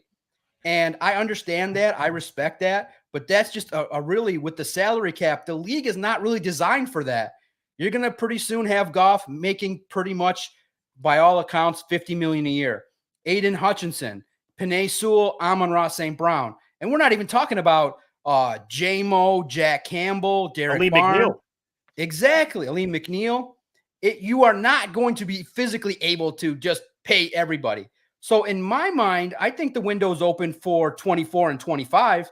But beyond that, you're going to have to start losing some individuals. And a commenter just made the great point. They can afford all this because Stroud's on the rookie deal. So in my mind, football, you got a 2 to 3 year window, and then you got to tear it down and keep restocking. So in my mind, the window is 2024 and 2025 to win the Super Bowl. If you don't win it in the next 2 years, I think the contracts are going to start getting bloated, and you're going to have to make Penei Sewell the highest paid right tackle. Jared Goff's going to be up there, and his cap hit will keep getting higher. Amon-Ra is going to be in the second or third year of a contract that pays him $28 million, probably north of that, maybe. So John Maakaron thinks that the window's open for a couple more years. And but the blessing is when the Lions do end up tearing it down, you now have proof that maybe there'll be one down year as opposed to a decade of futility. That's just how football goes. But man, the Texans did exactly what the average fan would love. They pushed it all in, and they're going for it this year. And if there's a game on the calendar this year, I think it's the Lions going to Houston. That needs to be in prime time. I can't wait to see it because it's going to pit two philosophies right up against each other. I can't wait to write about it tomorrow. Look for it at All Lions, whereas I organize my thoughts regarding two teams building in a couple different ways. Man, I love what the Texans have done. It got me excited. It's a great point about the game too. Now I'm fired up. It's a big game. Yeah, that's he's spot on about the two philosophies there. Yeah, and to Doc, then kind of leading to that, I'll just carry off of that point too, because like even this offseason, and I know you spoke about it on the show, the L'Jarius Sneed thing, the Daniil Hunter thing, how a lot of Lions fans wanted them to go after that. Do you see, like, I guess now with this window in the next 2 or 3 years, we've seen the type of teams that sign those guys, you know, and obviously the Lions have to make these extensions, the Jared Goffs, Amon-Ra, Panay, they have so many guys. Do you even see then the next 2 or 3 years? Because I guess foreshadowing for the future, I just don't want to go into every offseason and Lions fans just say, like, let's get the top guys every year. Is that realistic for the Lions going forward? It's just, hey, we're not even in on free agency, draft. Like, that's the point now. Do you see where I'm going with that? Okay, so it's real interesting, and it kind of lends to the question from the chat. Do I believe in the Booner path? Do I love everything? That's where I'm coming down to at the end of the day. Do I believe in the Booner path? Okay. Look, Booner, I'm not like Justin Rose. I do listen to your content. I did know who you were before you drank the Kool-Aid. I knew what you were about and what you were trying to do. That's why I come on here. I enjoy the stuff that you're spitting. But I have a different view. I'm of the opinion that you also have to look at the Lions' history, man. I'm starving. It's like a guy with a half-empty glass of beer, and he starts to see a tap. He ain't going to be like just hitting the knob just a little bit. He's going to fill that fucker up to the top, and he might just stick his mouth in it and drink the whole thing, get overwhelmed with it. So to me, I'm a starving Lions fan. So to me, sustainability doesn't mean jack shit. I don't care if this football team is good for 20 years consecutively. I want the one ring, the one night of partying, the one dream scenario in my brain that would let my eyes see the Lions winning the Super Bowl. So how I view it is when the window opens, you absolutely go for it. This would have been, in my opinion, and I could be wrong, and Brad could, build the Chiefs or the Patriots and have 2-3 Super Bowls and all that kind of stuff. But to me, what I personally would have wanted is, now know Ben Johnson's probably going to be gone after this year, maybe even Aaron Glenn. The quarterback situation is just going to really take up a portion of your cap. You got to pay a lot of these guys to stay forward. In my mind, 24 was the all-in year. You have all this cap space. What the fuck are you saving it for? I mean, if they were to win a Super Bowl and lost everybody, nobody cares. So to me, you go out and you get Robert Hunt. You go out there and you get maybe Daniil Hunter. You go out and you trade for T. Higgins. Make the moves that bring better talent. Do what Houston did. They got talent everywhere. And that tells everybody Houston is going for it in 24. It signals to everybody. And see, here's the thing. See, if anybody's a poker player out there, Brad Holmes, let's say he's got $1 million in chips. He's not brave enough to shove his $1 million chips in the pot all in. I'm a poker player, baby. I got ace-9 suited. I'm fucking pushing it all in and putting it to the test. Brad's like, I'm going to bet 20,000 here, 20,000 there, save a little bit on the side. I'm like, come on, Brad, put your fucking nuts on the table and push it in and tell everybody this is the year or bust. And then if you mess up, fine. It's the ultimate stakes. You back off and you rebuild it again. But I felt this year was an all-in year. Push for it and make a move to go for it right now, because the future is not guaranteed. You don't know what this offense is going to look like. You don't know what the future holds for Jared Goff, Ben Johnson, what that looks like with new coaches and stuff like that. So to me, when I sense something's there, I push for it. I go all in. I'm aggressive. this sustainability approach, in my mind, when I look at it, when all these GMs do that, when they use the word sustainability, it kind of indicates to me that they want to enjoy the fruits of their labor, but they don't want to put their money where their mouth is and say, this is the year we're going for it. The Lions are 4 or 5 players away from being legit Super Bowl contenders. Why not do it? I mean, if you do that, I think the fan base respects it more than kind of doing it this way. That's why my thesis tomorrow is going to be real interesting, because the models are going to clash. And I think potentially the other model might be the way to go. But like I said, that's what I've seen. So I'm curious to see if Brad Holmes can pull it off. If he pulls it off and he builds a sustainable model, then my expectation is multiple Super Bowls. Doc, what I'm going to do for you then, I'm going to do a favor here, since me and you were such good friends. I'm going to give you a Booner Path membership, a card for the next 2 seasons. It's just like a driver's license. There's an expiration date on it. The expiration date's 2025, the off season. You just have to bring it back to me. And if you want to renew it for that long-term success, that 5-6 year success that the Booner Path is about and has been preaching, then we'll renew your license, and we'll get you a new one there. Very fair. I think that's a fair deal for a good friend. Absolutely. I want to say, Steve, of course, I'm a guy that took a gamble. I'm a podcaster that took a gamble to cover the NFL. Of course, I'm a gambler. I'm a guy that takes risks. I could have been like, I'm a podcaster. I probably need to go to journalism school. I should learn all the rules. I should wait for the Lions to email me back. I should just wait my turn. I should just get an internship with the news. No, I was emailing the Lions nonstop for a year. Like, let me in, let me do it. I'm going to show you that podcasts are real media. And so to me, gambling is great. It's the ultimate reward. Boys, if you guys play poker, there's nothing better than fucking around with a 7-8 suited, and you bluff, and the board comes 6, 9, 10, and you're like, holy shit, I just cracked ace king. Fuck yeah. There's nothing better than going for it when, potentially speaking, you don't have exactly the goods. And I think that for the Lions, they're just, what are you waiting for? Like, I understand general managers that want to sustain success forever, but my God, man, the window can close just that quick on the Detroit Lions. So go for it. The Booner Path is great. Lions can be in the NFC Championship for the next 5 years. I don't care about that. I want the fucking ring right now. I want the ring yesterday. Like, I'm thirsty. You think it's I want my turn? I want to drink the whole fucking tap. Hey, we can't be mad at you, Doc. We can't be mad at you for that. He's preaching. And we just kind of had a conversation just before you joined about Jahmyr Gibbs, Amon-Ra, who has a better chance of winning an Offensive Player of the Year at some point in their career. And the question I want to ask you is, we got more in depth about talk about Jahmyr and David Montgomery. Do you think there's going to be a switch in the production and the usage between the two of them? Just because I think we all expect Jahmyr to take that next step, but I think in order for that to happen, that would bring David's production down a little bit as well, just naturally. It's give and take. But what are your thoughts on that? Yeah, it's going to be interesting. I was listening to that, and it was really, really good conversation regarding how the Lions are going to spread out this offense. And Justin said it yesterday, J-Mo's going to take some production. But to me, it kind of has the feeling of, okay, when this is going to be a football team predicated on the run, and with a guy like Jared Goff, you need that running game to be successful to set up the play action. I think you got to roll with Jahmyr Gibbs, man. If you give him the football and you saw glimpses of what he could do in his rookie year, you might have that real deal Alvin Kamara type that can really secure a lot of yards. And I think that David Montgomery's change of pace running back.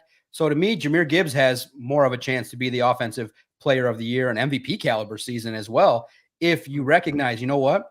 In moments where defenses, what are they going to try to do to stop the Lions? Clearly, they got to stop J-Mo, the tight end, in Laporta. They got to stop St. Brown. So that's going to leave a lot of opportunities for Jahmyr Gibbs. I think that the offensive line, if they gel, they're going to open up nice holes for Jahmyr Gibbs.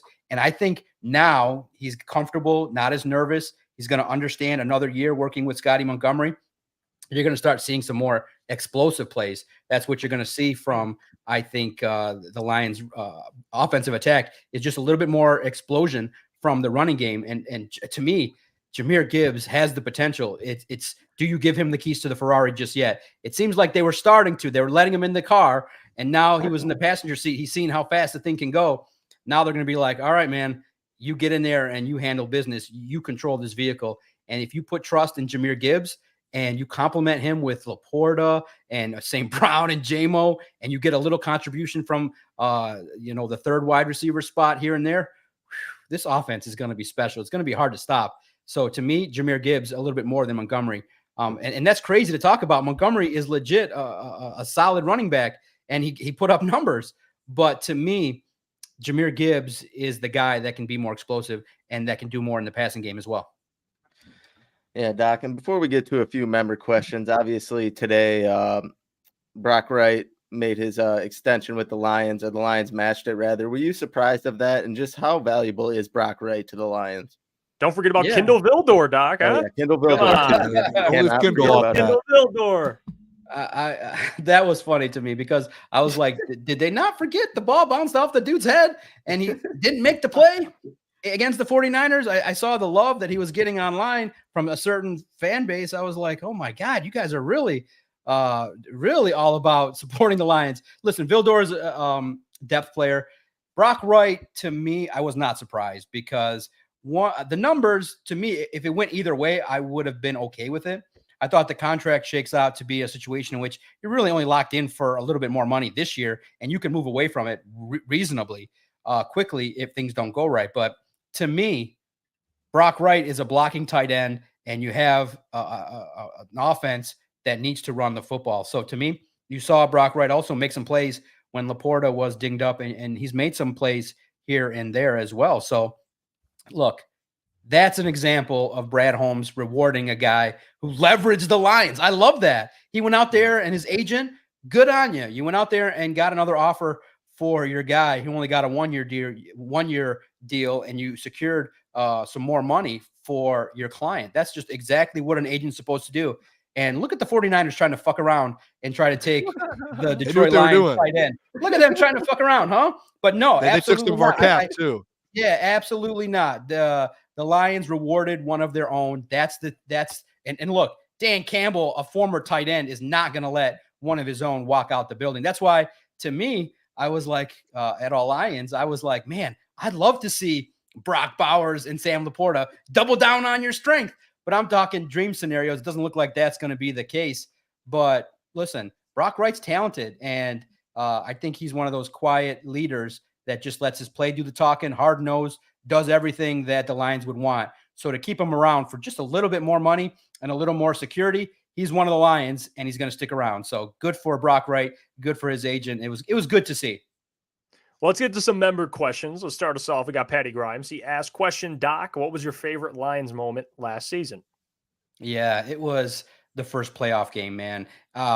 It kind of felt like a culmination of covering the team, and you look at it, everybody was nervous. It was the first playoff game in decades, and you recognize, oh my God, this is an opportunity for the Detroit Lions to kind of shed some of that negative label, the anticipation, the crowd, just the noise level of being in that building and the drama surrounding the Rams game. Oh my God. It just had everything that a reporter would love in terms of everything that would make a football game have intrigue. You had Matthew Stafford, the return, the booing. Should we not boo him?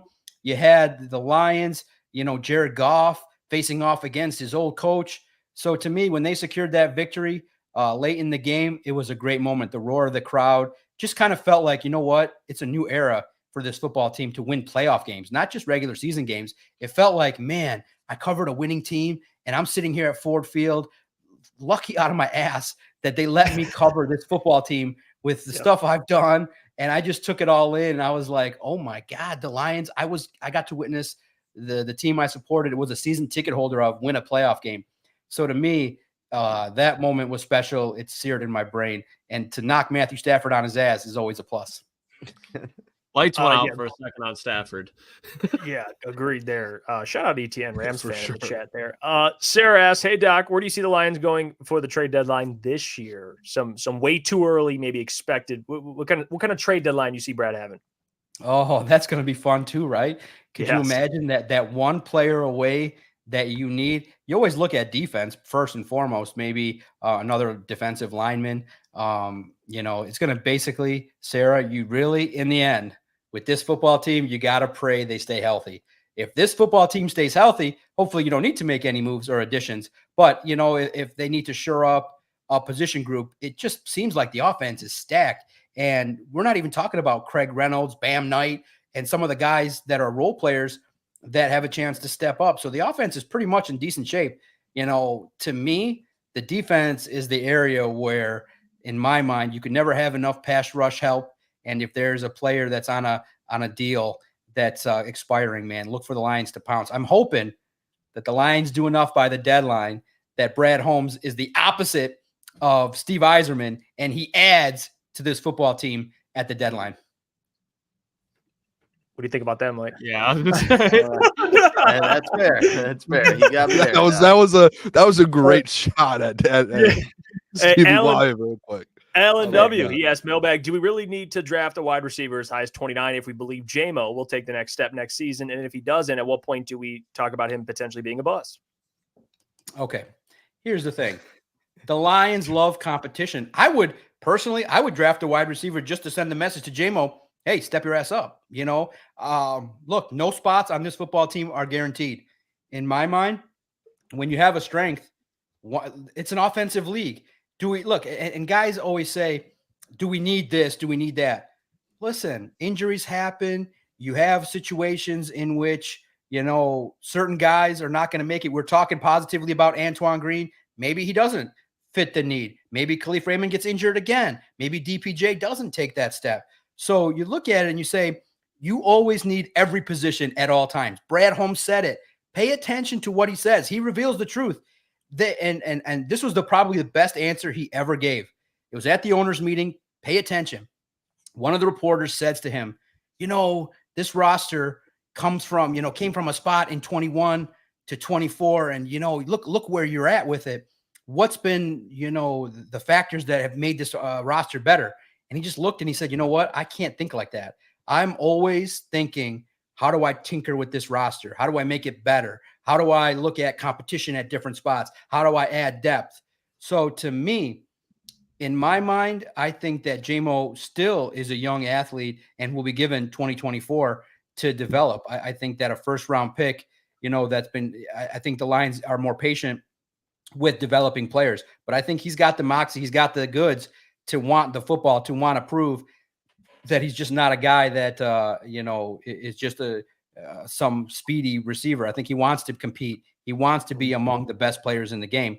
So to me, you still go out there and add competition. You add talent, especially at the wide receiver spot. You get that extra year for the 5th-year option for a talent. And so Brad Holmes, I think, likes that. I think he recognizes too. Unfortunately, to me, I'm a guy that loves, defense wins championships, but the game is going away from that. You heard at the owners' meetings that the scoring was down last year, so that raised eyebrows. They want to bring back more scoring, more touchdowns, more kickoffs, more opportunities to put points on the board. So to me, I think that Ben Johnson's in that room going, "Oh, let's get this guy. Let's potentially add a receiver." So I listen to Brad Holmes, best player available, and if it's at the wide receiver spot, you go for it. You add the Keon Coleman. You add the big play guy that you think can help you in the future.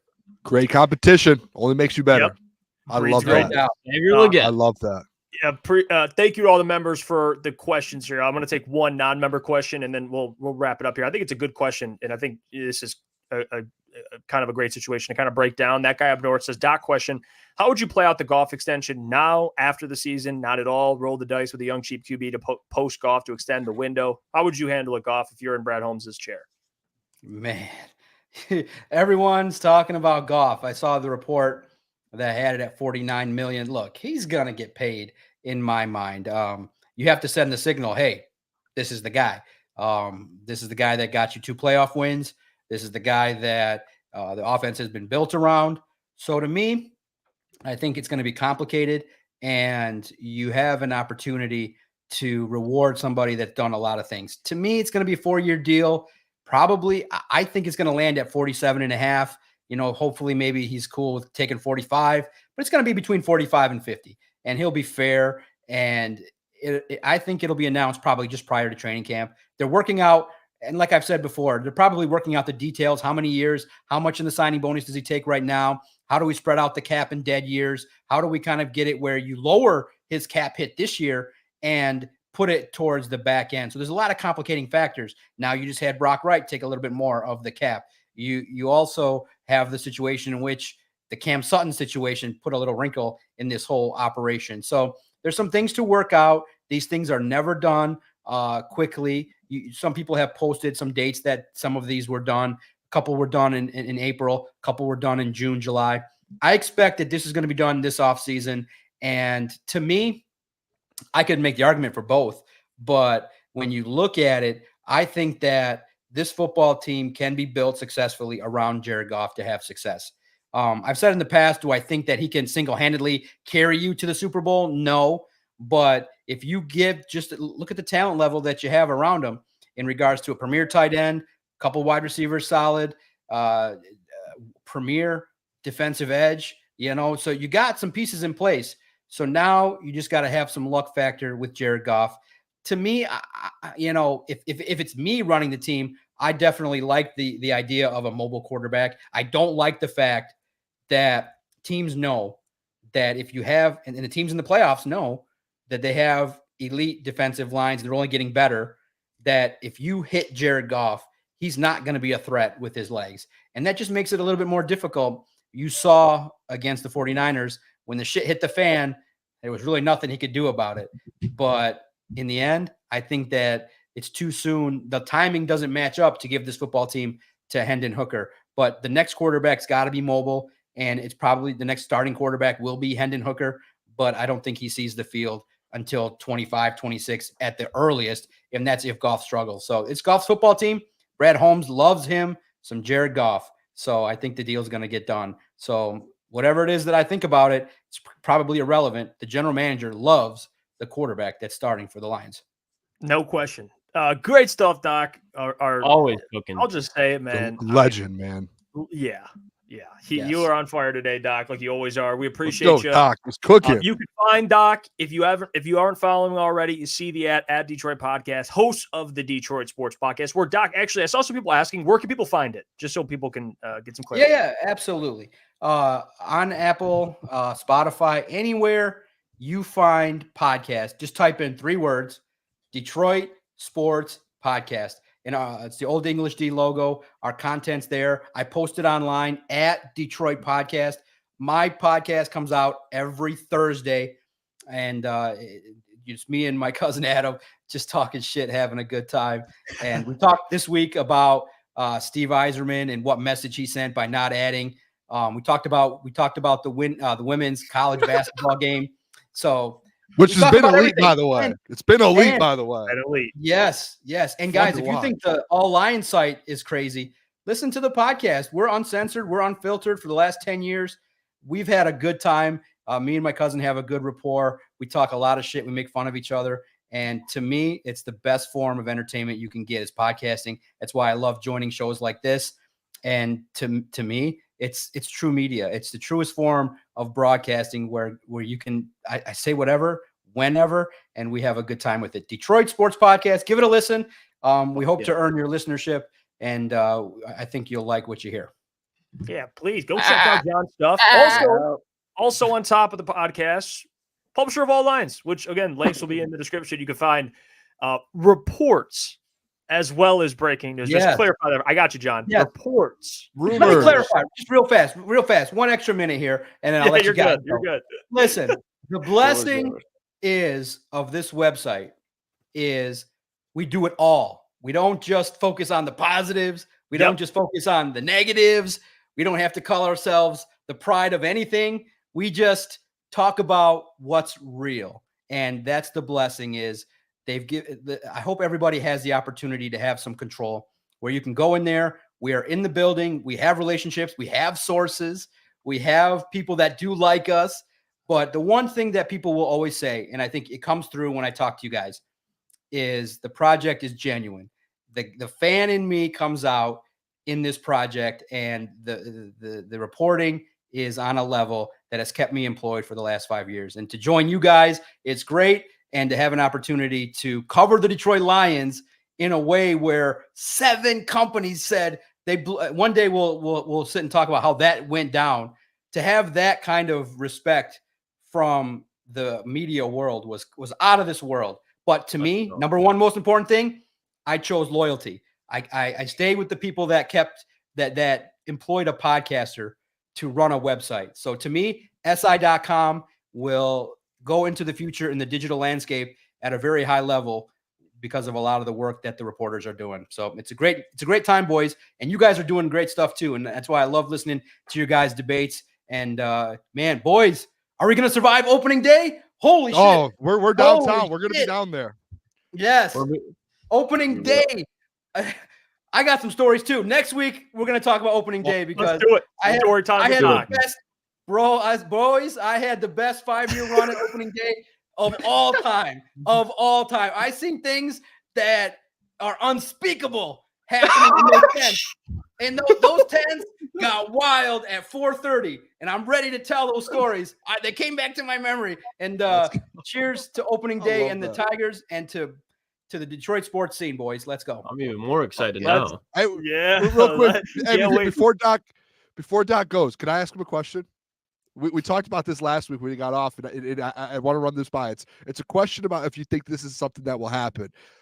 What are the chances that ever the Detroit Lions let the 4 boys out on the field during training camp? Field passes, because we have a video idea. I wanted to do it with the Michigan Panthers. I want to do a video of me trying out as a long snapper for some content here. What are the chances they go, you know what, crunch time, they're killing it. We know these boys because they do probably know us. Hey, these guys, Booner wants to try out and put some pads on as a long snapper. Let's get the boys out there for a day of training camp. Open the day that it's open to the public. We go out there and we film a video. Look at the people going a little bit, get the name out there. You know, they would love that. That's entertainment. Lions love entertainment now. It's a business. Yeah, listen, try. There's nothing wrong with trying. Maybe the first try is a no, but I think that any idea is a good idea. Here's the crazy part. There's probably more likely that they'll do it themselves. They'll be like, oh, no, we're not going to do it. And then you'll see Tim 20-man and Michael Era. Oh, it's a new digital era. They'll be like, Tim 20-man's out here doing the athletic stuff and stuff like that. So that's happened give to it me a try, before. man. It's all good. No idea is a bad idea. I've pitched ideas before, and I'm not going to get into that. I've gotten my ideas stolen, pitching ideas. But no, I like that idea. I'm also hopefully I'm just waiting for an email to do the Kool-Aid chug on the NFL draft stage. But we'll see if that happens. That's a fumble. Yeah. Listen, guys, I'm going to say this. I think you probably have a better chance of getting an interview with Danny Rodgers than you would getting on the field with the Lions. So probably just go and try and get one of the team reporters on there and interview one of them. Get Danny Rodgers on this show. People will love to listen to what she has to say, and then maybe she'll put in a good word for you. We reached out to Danny. I got nothing back. Oh, all right. That will be something I can do for you. I'm back. All right, thank you, John. I will say, hey, I'll put in a good word, and I've slid in her DMs a couple times. Whoa, Doc. Whoa. For football content. What a goat, John. Oh, we love you, John. I love John, man. Yeah. Best in the city. Look at that. Wow. And then he just vanishes like a into the ether. That's unbelievable. Yeah, into the ether. I'm glad I asked those questions. That's just oh man. Woo. Yeah, you know what, Boone? In all seriousness, I need to start reaching out to people. I need to start emailing people. I think I'll say this. I think the Panthers they might give in. That's publicity. They for sure. I think that's like a for sure, but I think it's like better. Like if we're gonna do that video and I'm gonna go do that video, why not like really hard shoot for the Detroit? Like the Panthers season's it's a long season. It's just like the Lions. Why wouldn't we right now just shoot for Lions? Let's try and get to training camp. Let's try and get that done. And then when that doesn't happen, okay, the Panthers. Like we could get the Panthers to happen. I'm sure. I'm sure we could reach out to a couple people. Sure. But I'm why not try and do that for training camp? Imagine all the boys out there, like you know how we were there last year, opening practice. All of the fans, everyone's out there. Let's just get out on the field. We have some field passes, and while we're on the field, when the Lions are out, not on the field yet, Booner, throw on the pads, helmet. The boys are out there coaching me up. You guys throw on some coaching gear or something, and we get a quick video in. Coach Klotz. Yep. I can't see why they would say no to that, to be honest. I'll give it like a comment. I'll commentate it. You got Coach Klotz out there, just he's riling you up. Maybe Saint or someone will be out there as well. Like, let's go, Boone. And then at the end of it, after I do a couple snaps, I'll have my Kool-Aid pitcher and throw one back real quick. Get the people going for training camp for practice, and the people are ready for practice. They usually have hype people out there with the microphone. Why not you? Why not you? That's all I'll say. Why not us? Why not? Why not us? Well, John, John, he had a lot of bars in that interview. It's always great when John comes on. We love that man. We will defend that man. I will say that as well. He mentioned, and we asked him. Helped me out a ton. I love John. We asked him. Oh yeah, we could spend a whole hour talking about John. To be honest with you, without John even there, we could just talk about John. But he did have some great things to say there. He mentioned and kind of gave his thoughts on how Houston's going all in, right, and what they did, trading for Stephon, signing Danielle Hunter, getting Autry, who we loved as a DJ Reader. They still ended up getting. But they're putting together a pretty damn good team. But the reason they're able to do that, obviously, is because, number one, the rookie contract. But there's more to it than that. It's because how great CJ Stroud is. Like, the belief they have in Stroud. Like, it's not just because you have a rookie. It's because you have a rookie who is kind of the outlier, to be honest. Like, not too many rookies walk in and are as successful as CJ. So it takes some time to kind of figure out, can this guy play?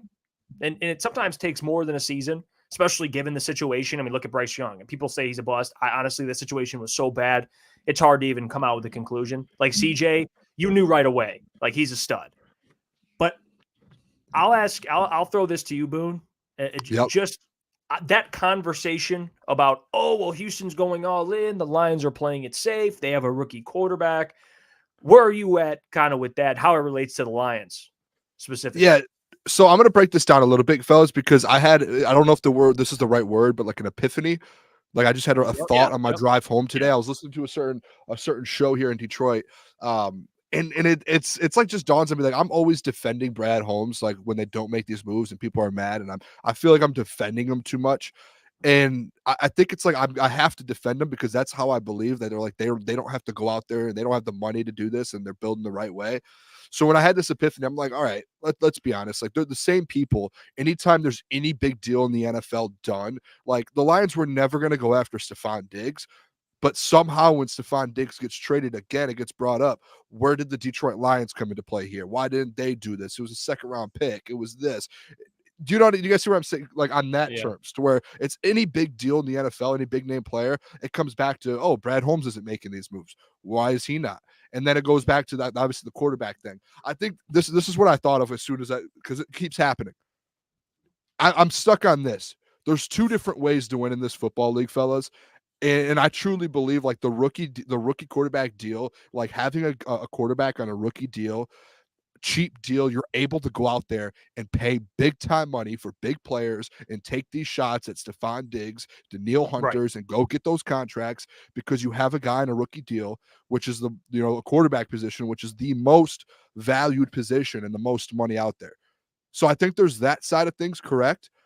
And then I also think there's another side to where you can win football games on. And this is the side that doesn't get talked about much because there's that rookie. Like, and it's the same thing with like the Hendon Hooker and that conversation. Like, you can get a guy on a cheaper deal. But there's the other side to where, one, you have a veteran quarterback or either an elite quarterback like a Patrick Mahomes or a vet quarterback that can win football games. Example, Jared Goff.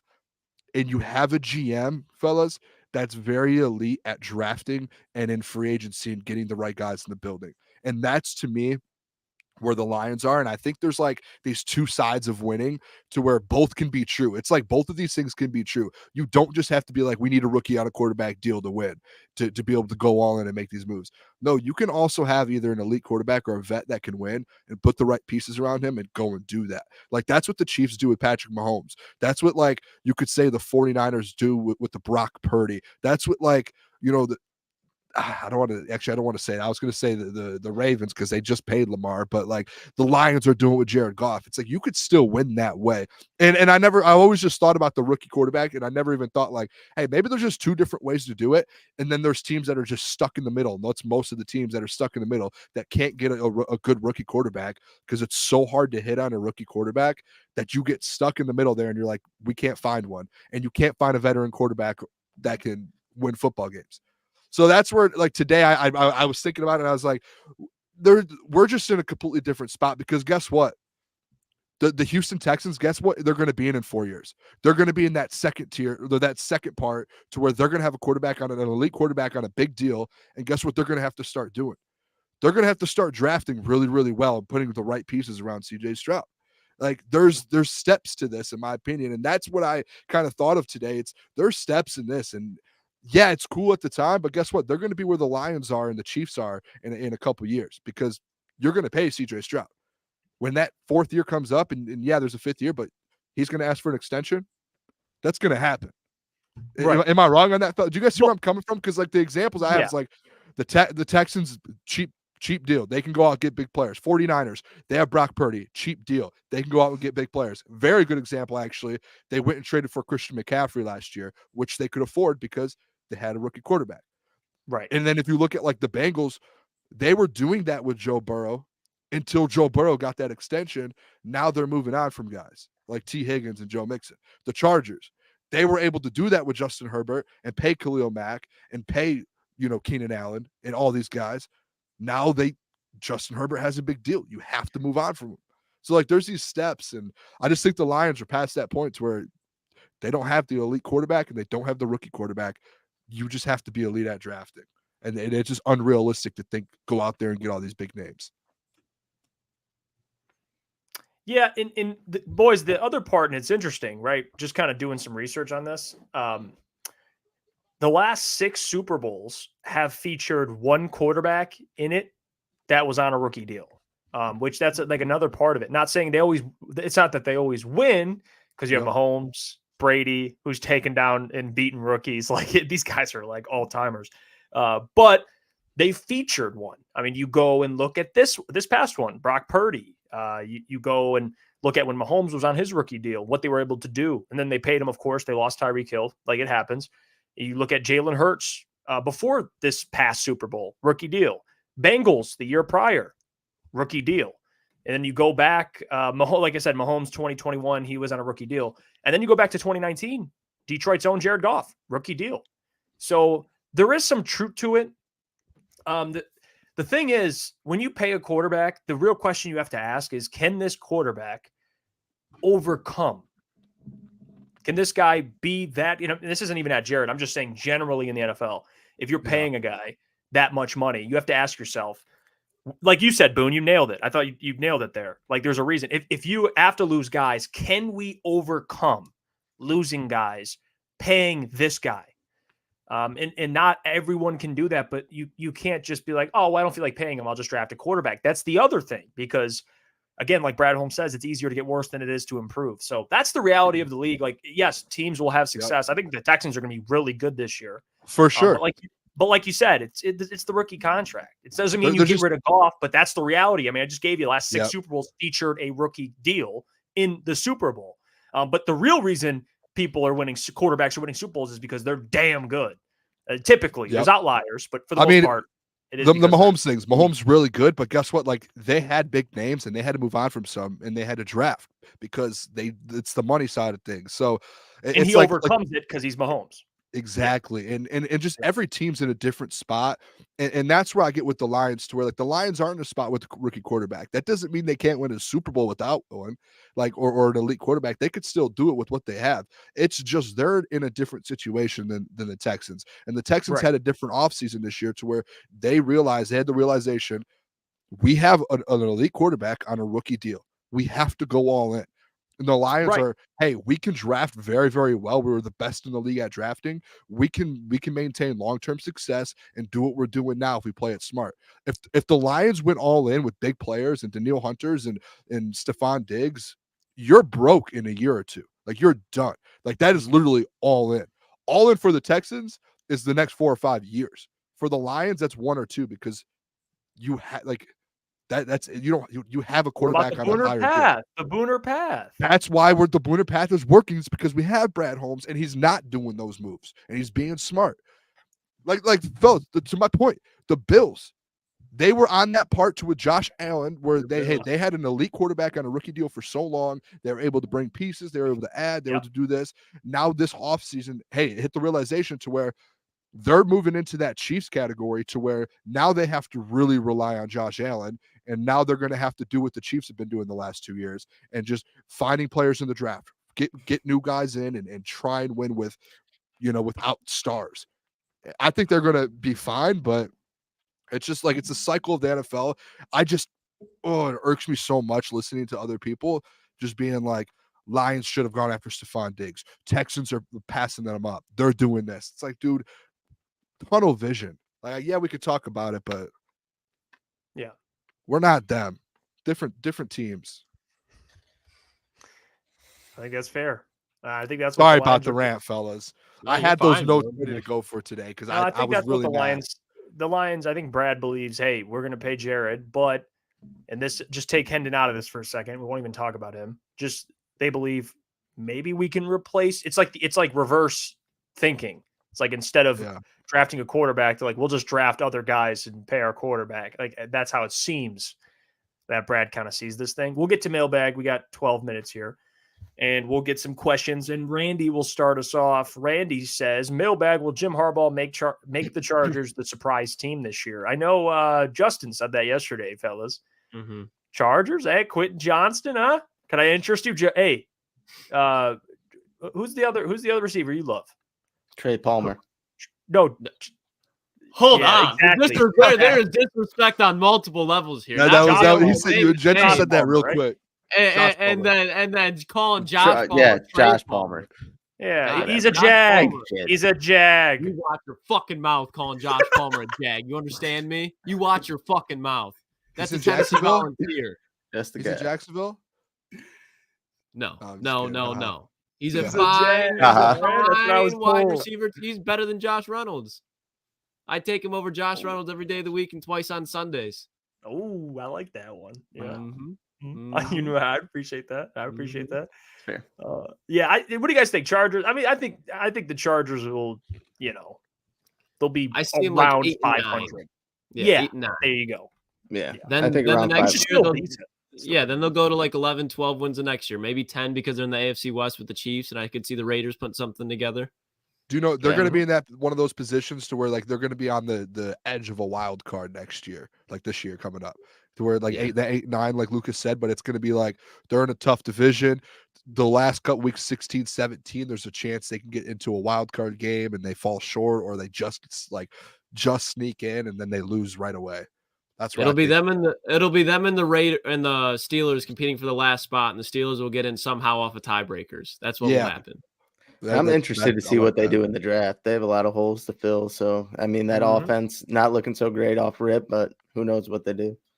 Stay at 5 and take Neighbors or Marv, one of the two. You will bet Joel. No, I'm just who knows? They'll probably trade back, to be honest. There's a deep tackle draft. I mean, you get trade to so deep. To 11, trade back to 11 with Minnesota, and you still pick up a pretty good player.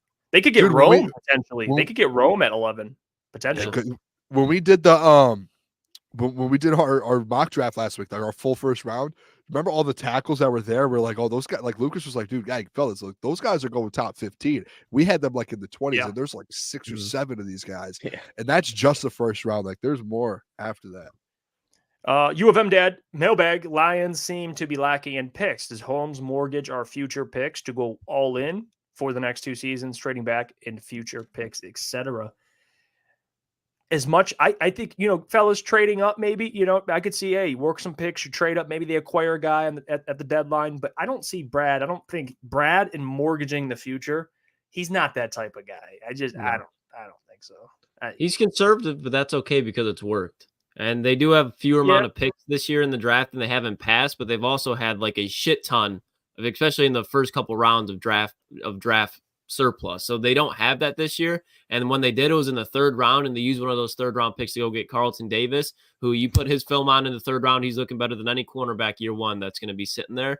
So I think they went into the same mindset, but I think to U of M owner's dad point, he did kind of take the all-in approach, if you're going to put it on the Brad Holmes spectrum, where he did trade one of those picks for some would say Pro Bowl level player if he reaches his ceiling.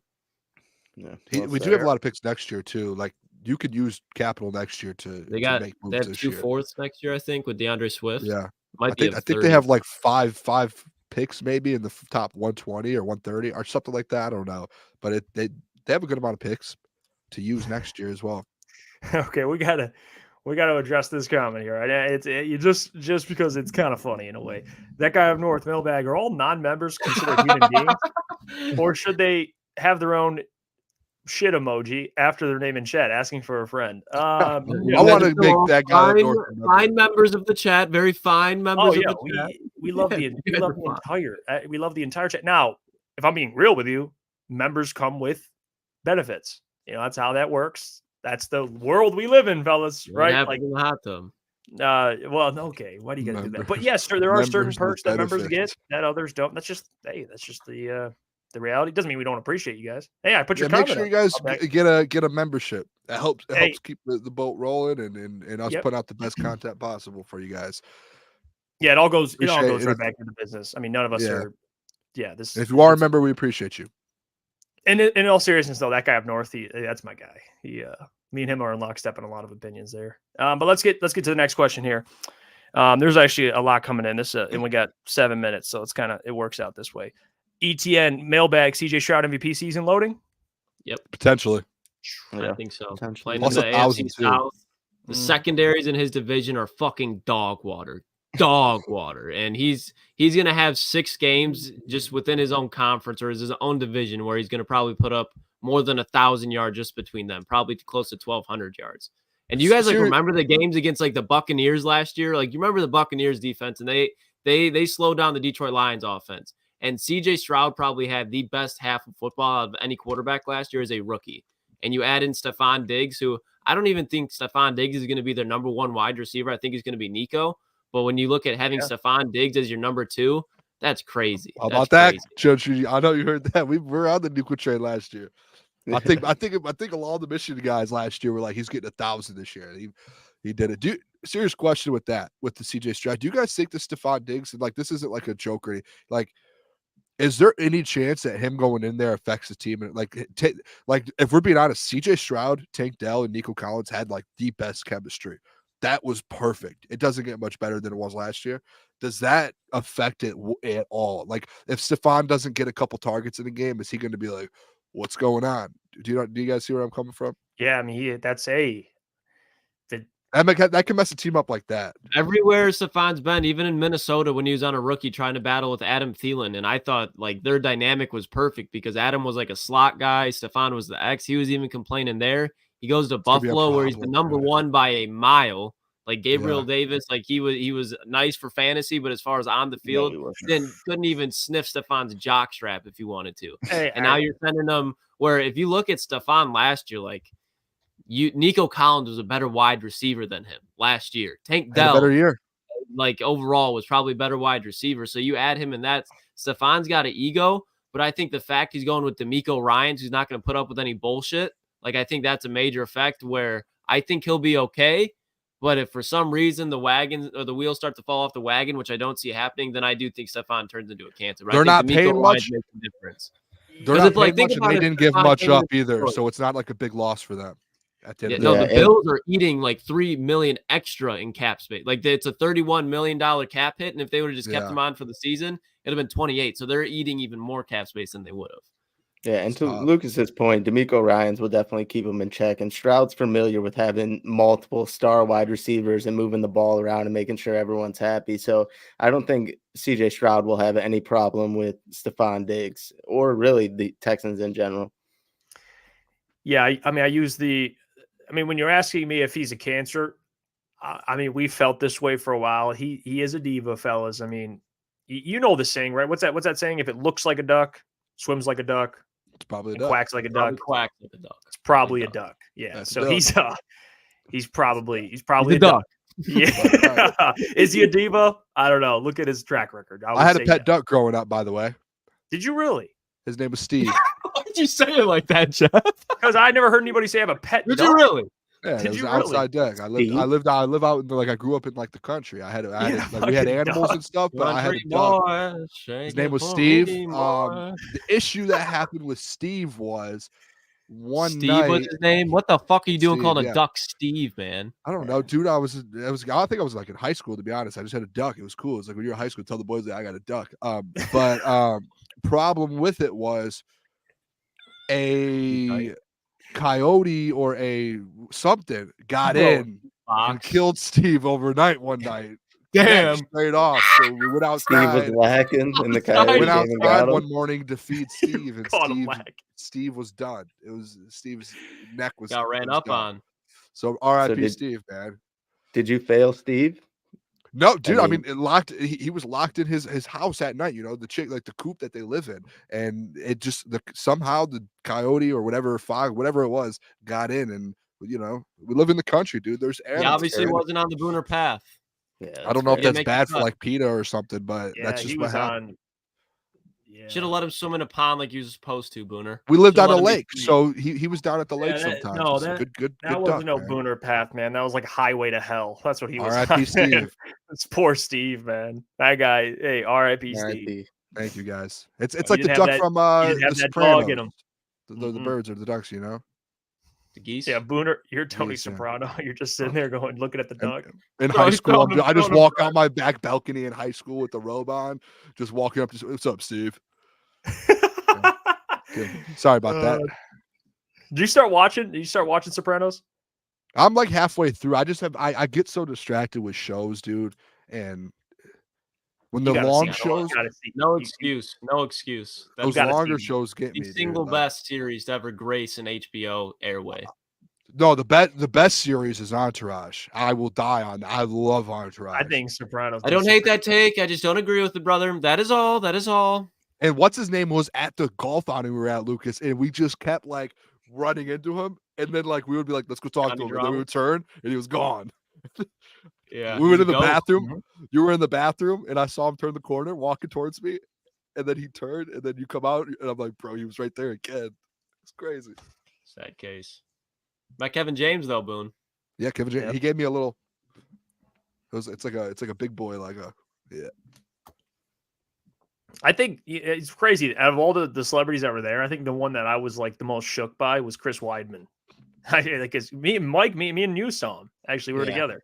You didn't He's even just like, notice. "What's up, boys?" He's like eating a hot dog, just hanging out. Just tore his ACL like 2 weeks ago, and he just has a little. That's how tough these guys are. Tore his ACL a week later. He just got a little knee brace. He's just on. He's golfing. shout out Johnny Kane too. Trying to give it My down. guy. Mine was Calvin. That was the first time I ever met Calvin, bro. Shook his hand. I was like, oh. Was I he never at the met golf? him. Oh yeah, he was. He Was. Yeah, he was Yeah, like, he he was. came in late and he was trying to sneak around, but it was like Oh. right as I was leaving and he was walking by Oh. himself. And I was, You know who Track- actually was there that I met? Calvin! He's This was a amazing. good one. Jalen Rose. When everyone yeah. left, I stayed back with Parker, Jalen's the man. and Parker and I went up to Jalen Rose, and I kid you not, this was probably weeks after Jalen Rose got fired from ESPN, and he sat there. We told him, hey, where we were from, what we're doing. Like, Jalen Rose sat there and talked to us dead in the eyes. It was unbelievable for 15, 20 minutes, just giving us advice about the industry. It was unbelievable. It was great. It was Oh, yeah, great. bro. Shout out Jalen Rose. Great dude. Yeah, he.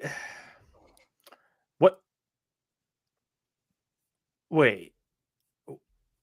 Hold on a What? second. Dude, Jamie, what you looking at? is there breaking news? Malachi Flynn just had 50 on the Pistons. Ah, dude, why'd you do that Did to they, us, did man? they win? Did they win? Honestly, I thought it was something like important or cool that happened. Malachi He Flynn. just came in and dropped 50. That's how Oh, bad. here we go. Here we go. Is this the next great hero? No, he's a dude. He's a late first round pick that was in the I think the Quentin Grimes deal, if I'm not mistaken. But he's kind of been a solid backup. But he just came out tonight and dropped 50. Yeah, and look at your lottery pick right there. A nice 3 for 15. Okay. 3 for 15, dude. That's fucking terrible. Did they win? Fuck no. Oh my God. At what cost does this team have to buy a win? At what cost? Because they have 13 and 2 of them came in the first 3 games. I can't believe we're talking Pistons again. I thought the 50 was impressive. All right, I want to say before we get out of here, don't forget, man, get your tickets. If you're going downtown, come hang out with the fellas. Hang out with Scotty from Questionable Tees. Again, it's free a food, VIP free party. drink. Yes, man, it's worth the have money, a couple bro. drinks with the boys. Mm-hmm. We'll all hang out, get some drinks, some food, all covered within the ticket. You'll get a gift bag, and you get to hang out with some former athletes. I'll keep it at that. I don't want to specify. Do you know what I might do, Jeff? But some damn good guests. It's worth it. It's in the description. All links. I might bring an extra Kool-Aid pitcher and fill it up. I'm gonna have my own, and I'll let everyone take it. Like whoever wants to take a drink of the Kool-Aid for good luck in the season can have a drink of the Kool-Aid. You're talking about like in a glass, right? Like we're all no. I'm gonna have my own pitcher, the one that I used for every single game this year, and I'll use the rest of my life. That's gonna be on me. I'll go buy an extra one. We'll have an extra one. You gonna spread some diseases or what's going on? Someone takes sick and they got. We're all Lions fans. It's like family, man. It's like we're sharing a drink with the family. We're all Lions fans. We're family. That's your opinion, Boone. Hey, you're entitled to it. You ain't touching any. Hey, no one's touching my drink. And you get to see a live. You probably get to see a live Kool-Aid chug too. So that's fair. But get your tickets, man. Come hang out with the fellas. We'll catch you guys tomorrow. Have a great rest of your night and a great day tomorrow. You guys. Stay blessed.